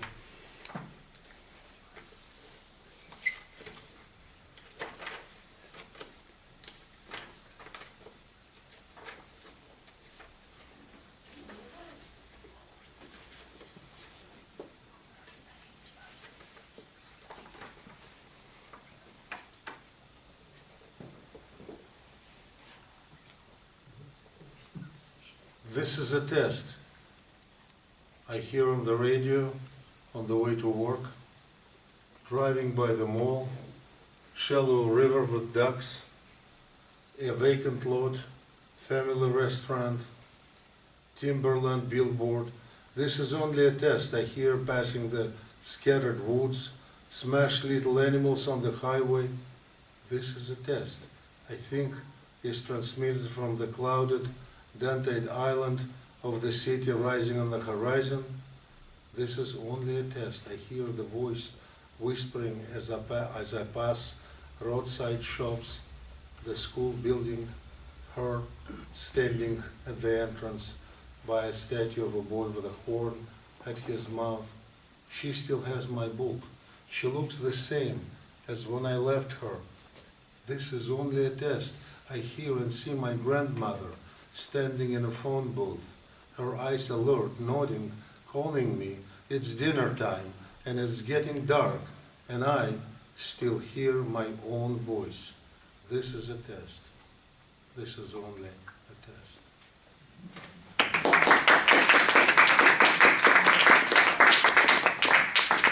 Domestic paganism. Domestic paganism. This is a cat poem. My daughter is having her Passover at the Hillel. Hillel, this is a... Что? I have to explain. Hillel is the Jewish society at American universities and colleges, okay, for students. My daughter is having her Passover at the Hillel. My son enjoys Easter with his girlfriend. They are out on a rampage, egg hunting, and then whipping up a huge egg salad. I answer the phone, curse, sin, and make some money to buy the matzah, eggs, time, life insurance, and to impress someone way back who is not even worth it. And God turned into our cat, lies dormant in the corner, not paying any attention, minding his own business, waiting for the next offering.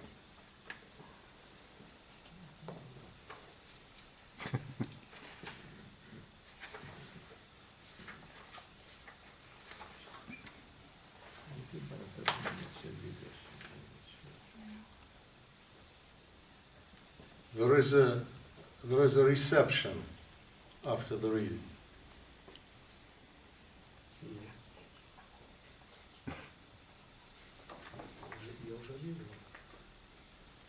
Huh? I don't forget. There is a reception at a restaurant and after 5 o'clock. There is a reception after the reading. It lasts about 30 minutes. Since an electrician and the janitorial service should be paid overtime. After the applause, we all gather and mingle around the table with Gallo Chablis, Melba crackers, and with 1 or 2 wet strawberries on the hallmark plate, like red hearts at the biology class. We listen to a 23-year-old fiction writer in lilac tights working on a novel. During the discourse, we screw, fall in love, or disintegrate few fellow participants, and spend a lifetime with one on the other side of the room, the one we never get to talk to, since she is conversing all the time with a tall psychotherapist with oily hair standing by a trash can under the red sign, exit. We ask, and not hearing the answer. Busy talking, we grow fibroids and nasal polyps and plan our lives for the next 20 years. As we talk, the weak spirit melts down in a plastic cup, freezing our fingertips. And by the time the room is habitable, the time is killed and the party is over. We walk out into the empty street, and the surrounding night invites us to our real world. Moonlight, wet sand, cold magnolia leaves, calling of the freight train, our own smell, leading us back home, where nobody waits, so we can play cards with dead relatives until someone comes and turns on the light.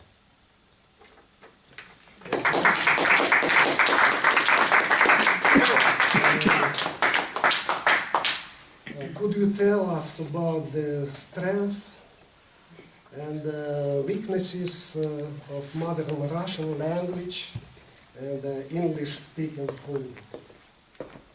Language or poet? Russian language and English language poet. A poet? The poet. About poet. Russian poetry? Yes, yes, the strengths and weaknesses of every... You're talking about poet, Russian language poetry in England, not the language, but the poetry. A little comparison. Okay.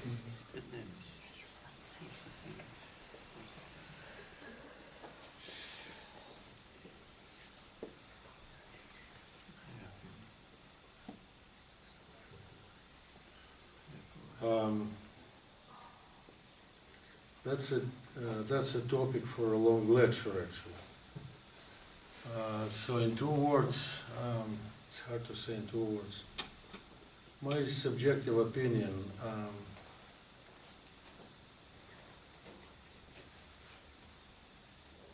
strengths and weaknesses. Okay, well, strength of poetry always depends on individuals, on authors. There's a lot of talk about the dry period, let's say, in Russian poetry, and dry period in English language poetry. So it's down, and all this. In my opinion, this is not true. It all depends on bright authors. There are talented people. Let's say they say that, they say, for instance, in Russian poetry, there was a period of perestroika when underground poets, very bright, Gandlevsky, Kibirov, and others, came out, and was explosion. There was Joseph Brodsky, and it was a big explosion in Leningrad School, big explosion. It was fantastic. And yes, they were great, but I mean, it was a fancy. Everybody were enchanted. But, I think the whole thing was overrated. There are other, good poets and working, and they were working and working now. And then it's always a fancy with somebody. And sometimes it's very bad for poets. We know tragic stories. You probably remember tragic stories, what happened with Boris Rejy, to a certain degree what happened with poor Denis Novikov.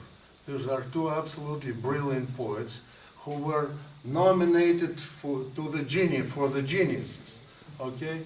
And one killed himself very young, and another killed himself by using drugs, okay?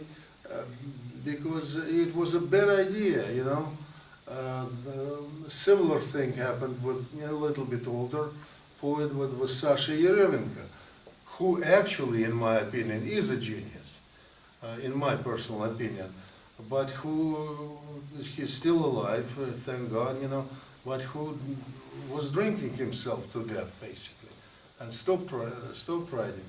So, but anyway, there are, I think poetry is in a great condition, both in Russian language and in English language. There is no dry period, because there are talented people. There are talented people who are writing poetry. Okay, one of the problems of Russian poetry is that in Russian tradition they are always looking for the genius. Okay, always looking for a genius, and always looking to whom to nominate new Pushkin. Okay, so poet number 1. Poet number 1. Okay, so for instance, I even wrote in that recent essay, you read it, about Kabanov, right? When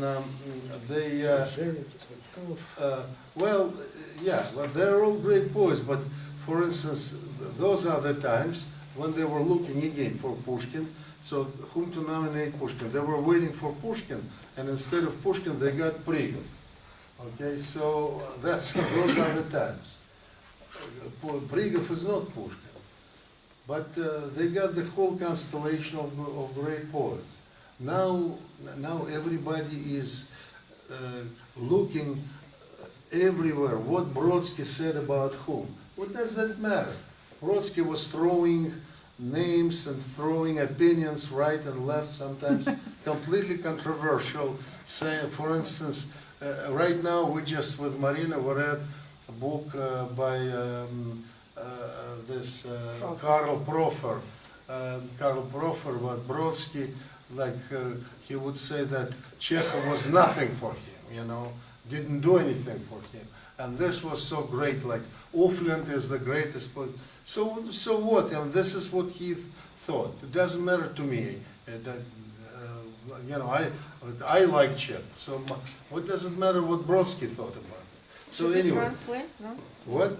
Should we translate? Nobody really get it. Should we translate I don't it? know, but Because I'm just I don't think it's possible to do this. Well, anyway, so now English-speaking poetry.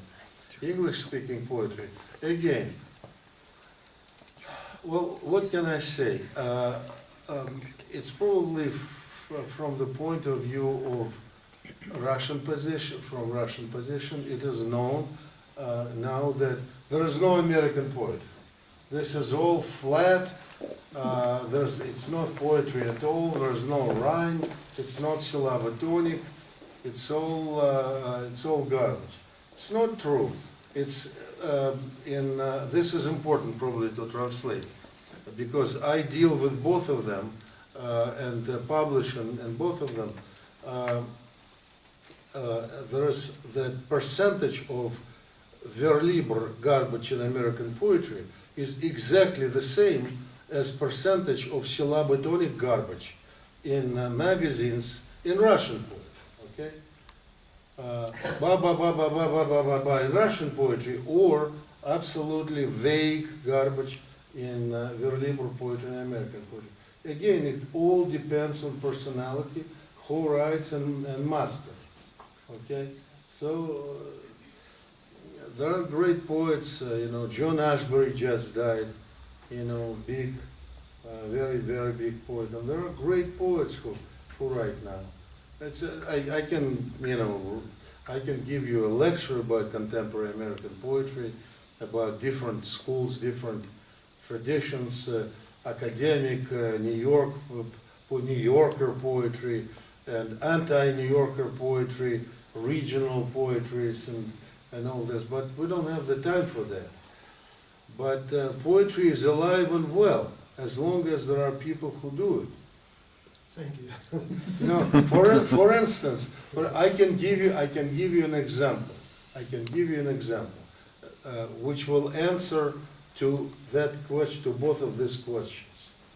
Few years ago, several years, let's put 10 years ago, who could think, anybody could say, there is no Russian poetry in diaspora? It is ridiculous. Okay? There is no such thing. Everything is happening only in Moscow and Petersburg, and there is no such thing.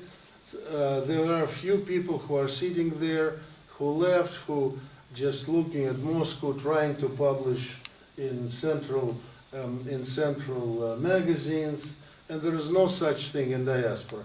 Now look at Melnik and GRITSMAN, and at Yudi, and you see what's going on. I mean, I don't know what to do with male coming people who want to publish in this magazine, and look at the contest of Migrantskaya Lyre, internet, and people who are coming to Lyre and Bruxelles from Russia, from everywhere. Here's the answer.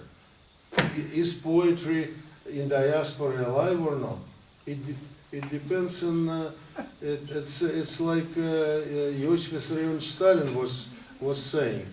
If there is a person, there is always a case, Andrei, à propos de ce journal,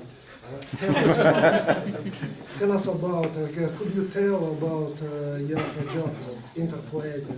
Can anybody of the Belgian poets present here be published in Russian translations in the journal? Will the magazine tell about the meeting today? Can you show this magazine? Yeah, here's the magazine. Here's the magazine, and we have a very important translation section. We cherish this section. It's very important. It's very good. We have very good people who handle that, including myself, and we would very much welcome the translations from both languages, from Belgian poets. We didn't have Belgian poets translated. We would love very much. Also, what we do, we usually would like to have some, at least small essay about some poet, not just few poems, but some feature about the poetry of certain country or about certain important poet. Okay, and sort of to introduce to the readers with translation of poets.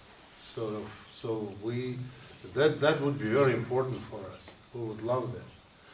Of course, it depends on the quality of the author and quality of translations, because we watch that very, very carefully. Some poems, of course.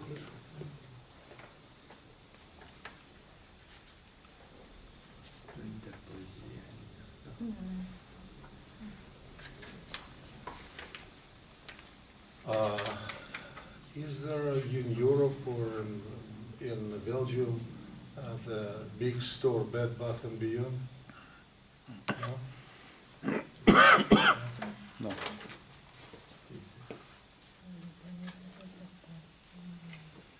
IKEA, you have IKEA, right?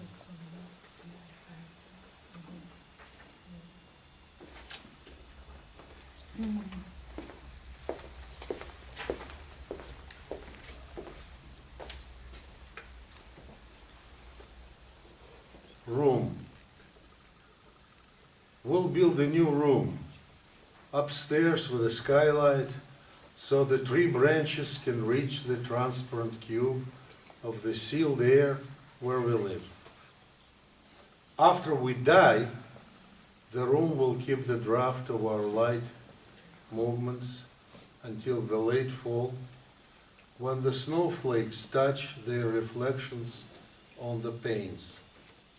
Or else let's build the room on the main floor, extend the porch or dining room, the kitchen, so all of them can come and stay with us and make suggestions, scrutinize every move we make, changing plates around the table, pouring more wine and apologizing until we die and the new room is obsolete.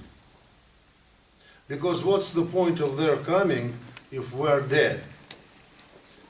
They'd go somewhere else, and the future generations will carry proudly the simmering bowl of the warm hospitality and unconditional acceptance until they die too. Or maybe it's better to finish the basement, fix the plumbing, and build the room there without windows so nobody could look inside.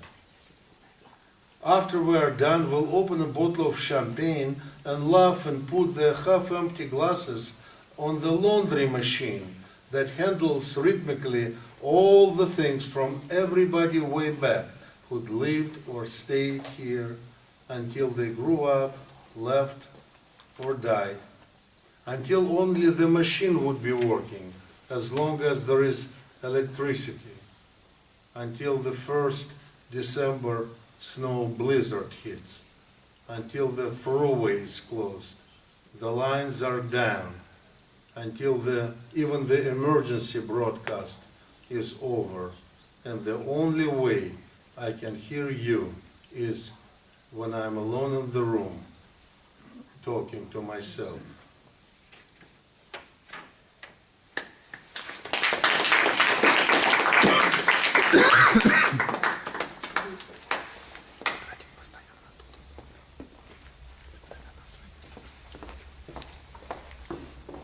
Holocaust. Everybody knows what the Holocaust is, right? The Holocaust never occurred. It's a matter of perception and logical reasoning, said a young, tall guy, PhD from MIT in artificial intelligence, sitting on the floor with Merlot at a literary party in Cambridge, Massachusetts. A condescending hint was flickering in his brown eyes of the half-blood. And if it did, said, softening the point, his girlfriend, a knockout Harvard law in tight Donna Karan corduroys, it's not virtually relevant anymore. The train is gone, so to speak. I got up and left the building so not to smash his precious head with a Walmart folding chair. That night I woke up in my childhood, Moscow, January frozen precipice. Through frosted window, a huge poster, people and party are united, held still by a projector. My grandma behind the wall, tossing and turning in her bed, sobbing. The usual, remembering her mother and 3 sisters, their fading smiles on the old photo from a letter, in her nightmare, their last supper of bread and carrot tea, night before their disappearance into historical irrelevance. Lodz, 1943, melting grey snow, charred carcasses, monstrous panzer roaring pointlessly at one spot. Polish policemen warming up in the yard, passing vodka around, cold lard and cigarette stubs.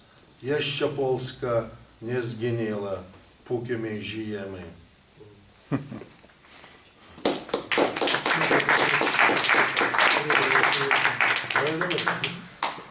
Thank you very much, Andrei. I would like to ask you my last question. Could you describe your poetic credo? Please don't pronounce the word always.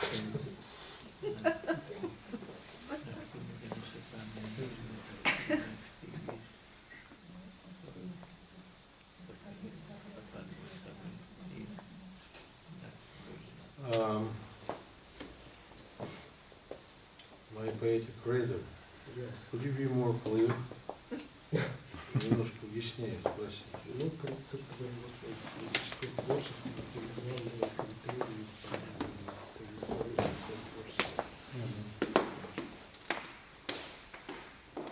Окей. По-английски отвечу.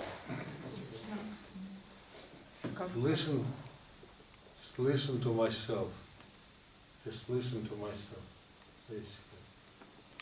This is my credo. Listen to myself, trying to listen to myself as much as I can. My soul. To my soul, yeah, and to my own voice. And trying to find the true note in that. And separate from the not true. That's an important point. It's happening less now, and you correctly identified when you introduced me yesterday. As all of us probably, the ones who grew and were brought up on Russian poetry, it took a long time for me to separate myself from other voices, because the influence so strong of what we love, Mandelstam, Pasternak, Mayakovsky, Bloch, and all this. And the main idea was not to, of course, not to repeat or not to write in their venue, but to get rid of that intonation, of that rhythm, okay? Because because that rhythm, that voice, their voices are so strong, their influence is so strong. Okay, so if you start following that, you start falling into this trap. So in the beginning, many years ago, this was my main struggle, to try to get away from that.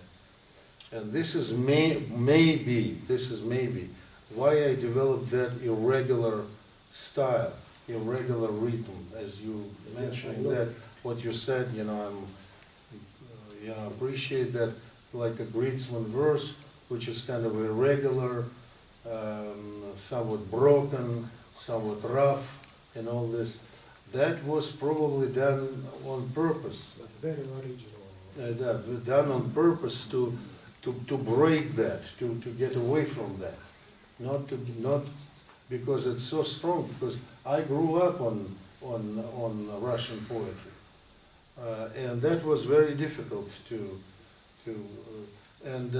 because as well as you do with the publishing magazine, I get set of poems, right? I start reading women or men and all this, and open it, and everything is smooth, everything is nice and like professionally done. And I start reading, it says, oh my God, this is Pasternak, or this is Anna Andreevna Akhmatova. And regardless of how well it's written, I just close it because the person doesn't have his or her own intonation, his or her own voice. The person has feelings, but find your own, speak in your own language. You're still under the influence. Okay, it's like narcotic. And it's a problem. It's a problem, it's a secondary problem, because even though, when person is writing in certain molds, stamps, when, the blocks, the known poetic blocks, that's a known story, it's gone right away. When you use known blocks of words or poetic expressions, when there is, that's an easy thing to get rid of. Okay, but there is a more complicated thing when it's written well, person knows what he or she is doing, but the intonation is recognizable, is clearly recognizable. That is a problem. I'm not even talking about Brodsky. As we know, the Brodsky really screwed up the whole population of poets. Okay, thank you very much, Andrei. And now I think it is the time of the question of our beautiful public. But before I would like to ask my friend Mikhail Zhelyak to read some line of one of classical poet, a Russian poet, Mikhail Zhelyak, and you prepare your questions for Gritchman. Okay?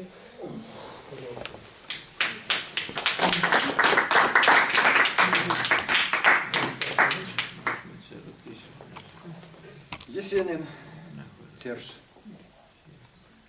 Je ne regrette rien, ni n'appelle, ni pleure. Tout passera comme la fumée des pommiers blancs. C'est si l'heure de déclin, je ne trouverai plus jamais ma jeunesse, que ne sera plus battre comme autrefois mon cœur que les premières fois ont touché. Et dans le pays qui décorons le boulot, je n'irai plus me balade pieds nus.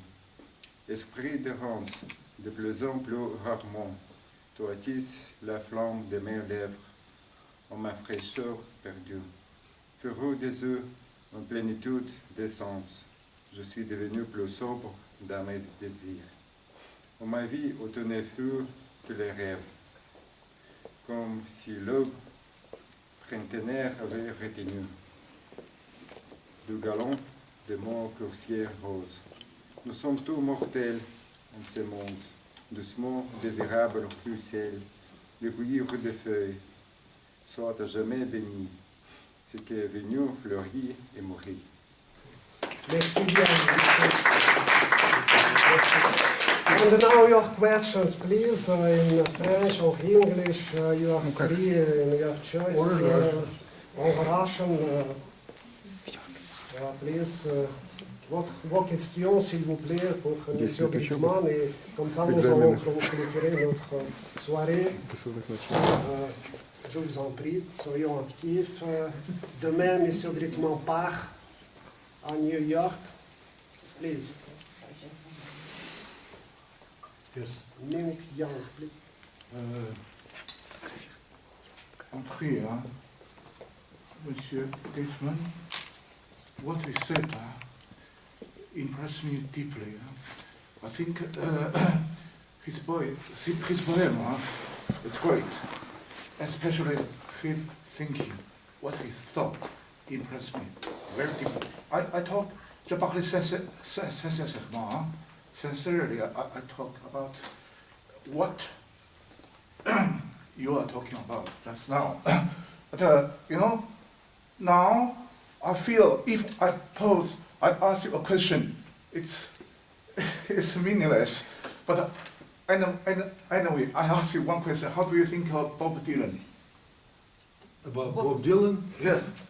That's a great question. I think Bob Dylan is a great poet. I think he's a great poet and a great musician, and I think it's a great thing that he got a Nobel Prize, which he could have gotten, he could not have gotten, but it doesn't matter. But I think that it's a very good example when it was recognized that the magnitude of poetry, when he blended poetry he put poetry into different venue. The English language poetry went into different venue from the traditional ways of British poetry and American poetry.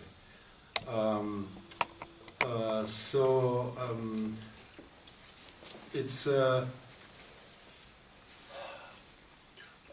because some people say that it's a folk song, it's song and all this, but it's much more than song. And there are some other examples of people who write songs and who are great poets in songs. For instance, well, in Russian it's Vladimir Vysotsky, who is a great poet and accepted as a great poet by many people. And in English, for instance, it's Leonard Cohen, who is, I think, it's a wonderful poet. In my opinion, humble opinion, is not as great as Bob Dylan, but it also is a wonderful poet, and it's also a good example. And he's not the only one. And I know that in French tradition, there are some singers, performers who are poets, right? Correct me if I'm wrong. Thank you. Give me some examples. Sure. Jacques Brel, right? Brassens, for instance. Yeah. So it's not the Bob Dylan with his story, with what he did, how he transformed the whole field, the whole his slow train coming. People are crazy and times are strange. I'm locked and tight. I'm out of range. I used to care, but the times are strange. There's a woman on my lap drinking champagne, white skin and assassin eyes. People are crazy and times are strange. This, famous hit song and a lot of, like a Rolling Stone. The answer is in the wind. Somebody recently, because you see, like, for instance, poetry is not necessarily like a high poetry, but what's interesting, Marina and Sasha would confirm, for instance, Vladimir Vysotsky. Every day we talk with quotations from Vladimir Vysotsky and Monsieur Yudin also. Где деньги, Zin? And everything. All around us. It's Vysotsky. Погляди, какие клоуны, and so on and so forth. Так же копает, что не надо хоронить, и все. We're talking. Vysotsky created the entire, like Pushkin created modern Russian language. Vysotsky created on the different level. Okay. Recently, somebody did research. It's a very interesting question, Sash. Give me another minute. Okay. Somebody recently, it's amazing actually, somebody recently did a research and found out that over the many years, well, Bob Dylan was around for many years, over the many years, Bob Dylan is the most quotable author by the Supreme Court justices in American Supreme Court. You know that? He's in their conclusions, whatever they called it, in their not briefs, but when they write these famous conclusions on various important questions. Sentences. But what? Sentences. No. There's a special word when they write on some important things, and it usually should take a literary form. The Bob Dylan is the most quotable. Okay, so he even entered American culture this way. So in other words, American laws are written partially in the words of Bob Dylan. It's a great example of that. So, you know, what can I say? And there's several generations of Americans grew up on that concept, you know, listening to him, and this concept of they, them are, you know, like it's me and them. They are guilty, and them. You know, it's I can go on about this. So what can I say? I mean, I think it was amazing that he got Nobel. It was not. You know what he said? We published in Interpoezia, translated by a great American poet, David Lehman, article about that, and we translated his speech, his Nobel speech. Okay, you know what he said? He said that least because there was a lot of criticism. Americans and especially Russians were rabid, crazy about that. Why is this just a singer? Why he got that? Like somebody took it away from Russians. I mean, they are such idiots, you know, all these great Russian writers. Why Pelevin didn't get that, or why this and that didn't get that? Bob Dylan, who the hell is he? And all this, and it's not literature. It's not, and the American poets also. They were all crazy. And Bob Dylan said in his speech, he said, you know what?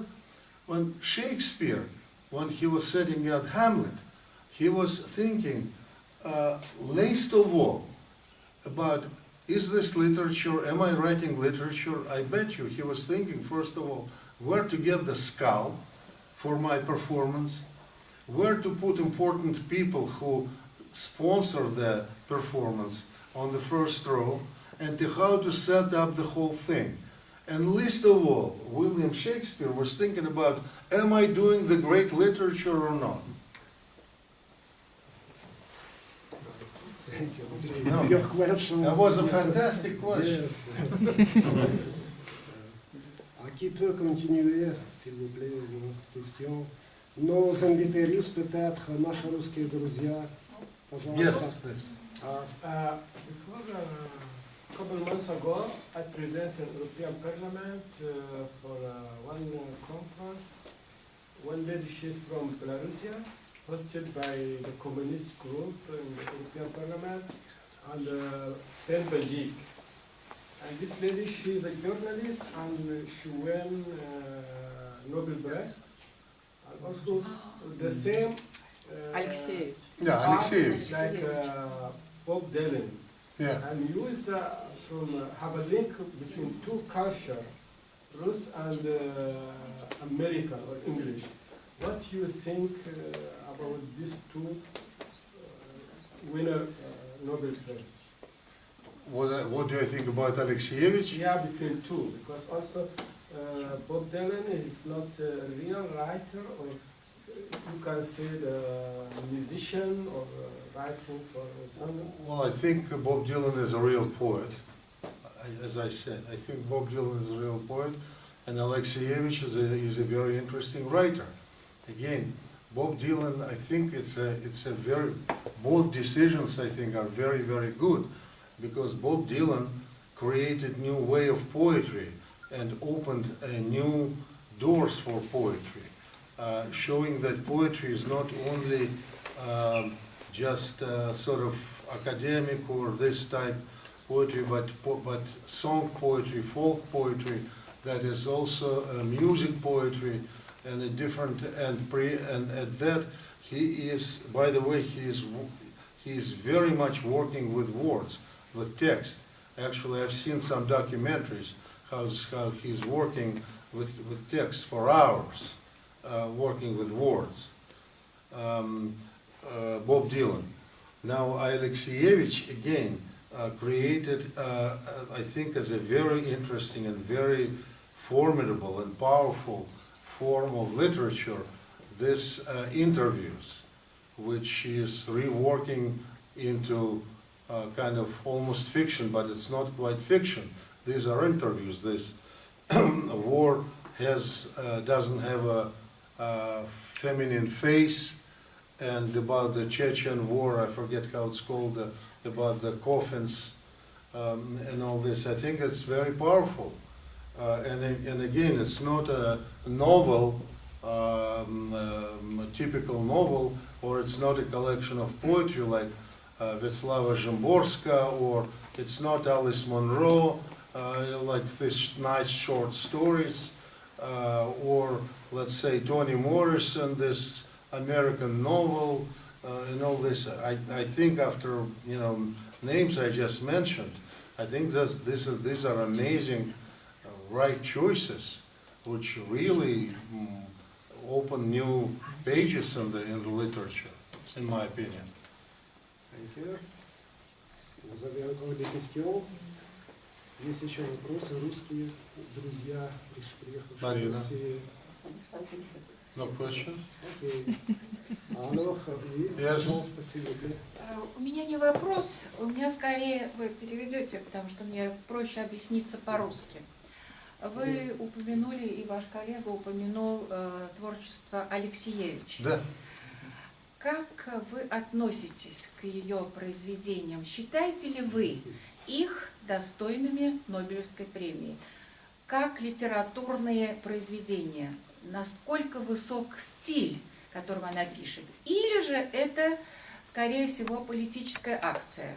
Поскольку сейчас к России в мире и в Европе особенно существуют сложные отношения, я бы сказала, более враждебные отношения, то мне кажется, что выбор ее как лауреата Нобелевской премии обусловлен именно этим. Ваше мнение, пожалуйста. По-русски я отвечу, да? Да, конечно.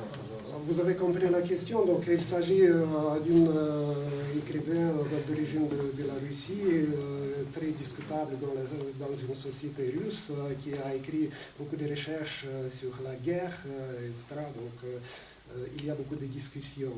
Donc la question était sur la qualité littéraire de ses œuvres. Это хороший вопрос, я вам отвечу доказательством от противного. Je vais vous donner une preuve de l'opposé. Как в школе говорили, да, в математике, я смутно помню еще, да, доказательство от противного. Александру Солженицыну дали Нобелевскую премию, и совершенно справедливо, с моей точки зрения. Согласна. Вот. Я не считаю, что Алексиевич меньше писатель, чем Александр Солженицын. Je ne vois pas que Alexeyevich est en moindre mesure écrivain qu'Alexandre чем Александр Солженицын. Александр Солженицын своим архипелагом ГУЛАГом сделал гигантское дело. Это великое произведение, безусловно, заслуженной Нобелевской премии. Алексиевич сделала потрясающее литературное открытие новым литературным методом своими книгами. Великолепное литературное произведение у Солженицына, с моей точки зрения, это «Один день Ивана Денисовича» и пара коротких рассказов. «Матрёнин двор» и «Случай на станции Кречетовка». Вот. А все остальное, там, «Раковый корпус», уж тем более там, это журналистика. Вот. И ГУЛАГ, который там я перечитывал. Вот вам ответ на этот вопрос. Алексиевич, мне кажется, сильнее. Как литература Солженицына. Мне так кажется. Вот. Ну и этому, так сказать, и это может, так сказать, заслуживать, потому что это новое что-то. Это, так сказать, можно соглашаться или не соглашаться с вашим мнением, потому что, когда я читала ее книгу «У войны не женское лицо», я понимала, что она пошла, с одной стороны, по очень сложному пути, а с другой стороны, очень простому. Она собрала свидетельства, дневниковые записи несчастных русских женщин, которые во время войны испытали невероятные тяжести. Конечно, это производит очень сильное впечатление. Но с точки зрения искусства писать, я считаю, что она уступает Солженицыну. Ну, это мое мнение. Извините. Mesdames, messieurs, on ne va pas discuter à propos de ce sujet qui est très très vaste, etc. Donc je vous demande de, ou si vous avez d'autres questions, parce qu'on arrête, ça c'est une question infinie. If you have any questions, some questions, you are welcome, because it is the time to finish our meeting. Это вообще интересный разговор. И с надолго с Нобелевской премией это вообще, потому что уж почему Набоков не получил Нобелевскую премию, а уж почему не получил величайший писатель 20 века Варлам Шаламов за колымские рассказы при жизни еще. Они были опубликованы, и на Западе были опубликованы, а уж какой там Солженицын.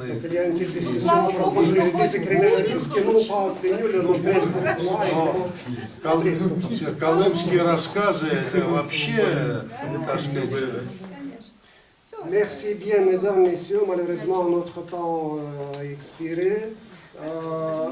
Je demande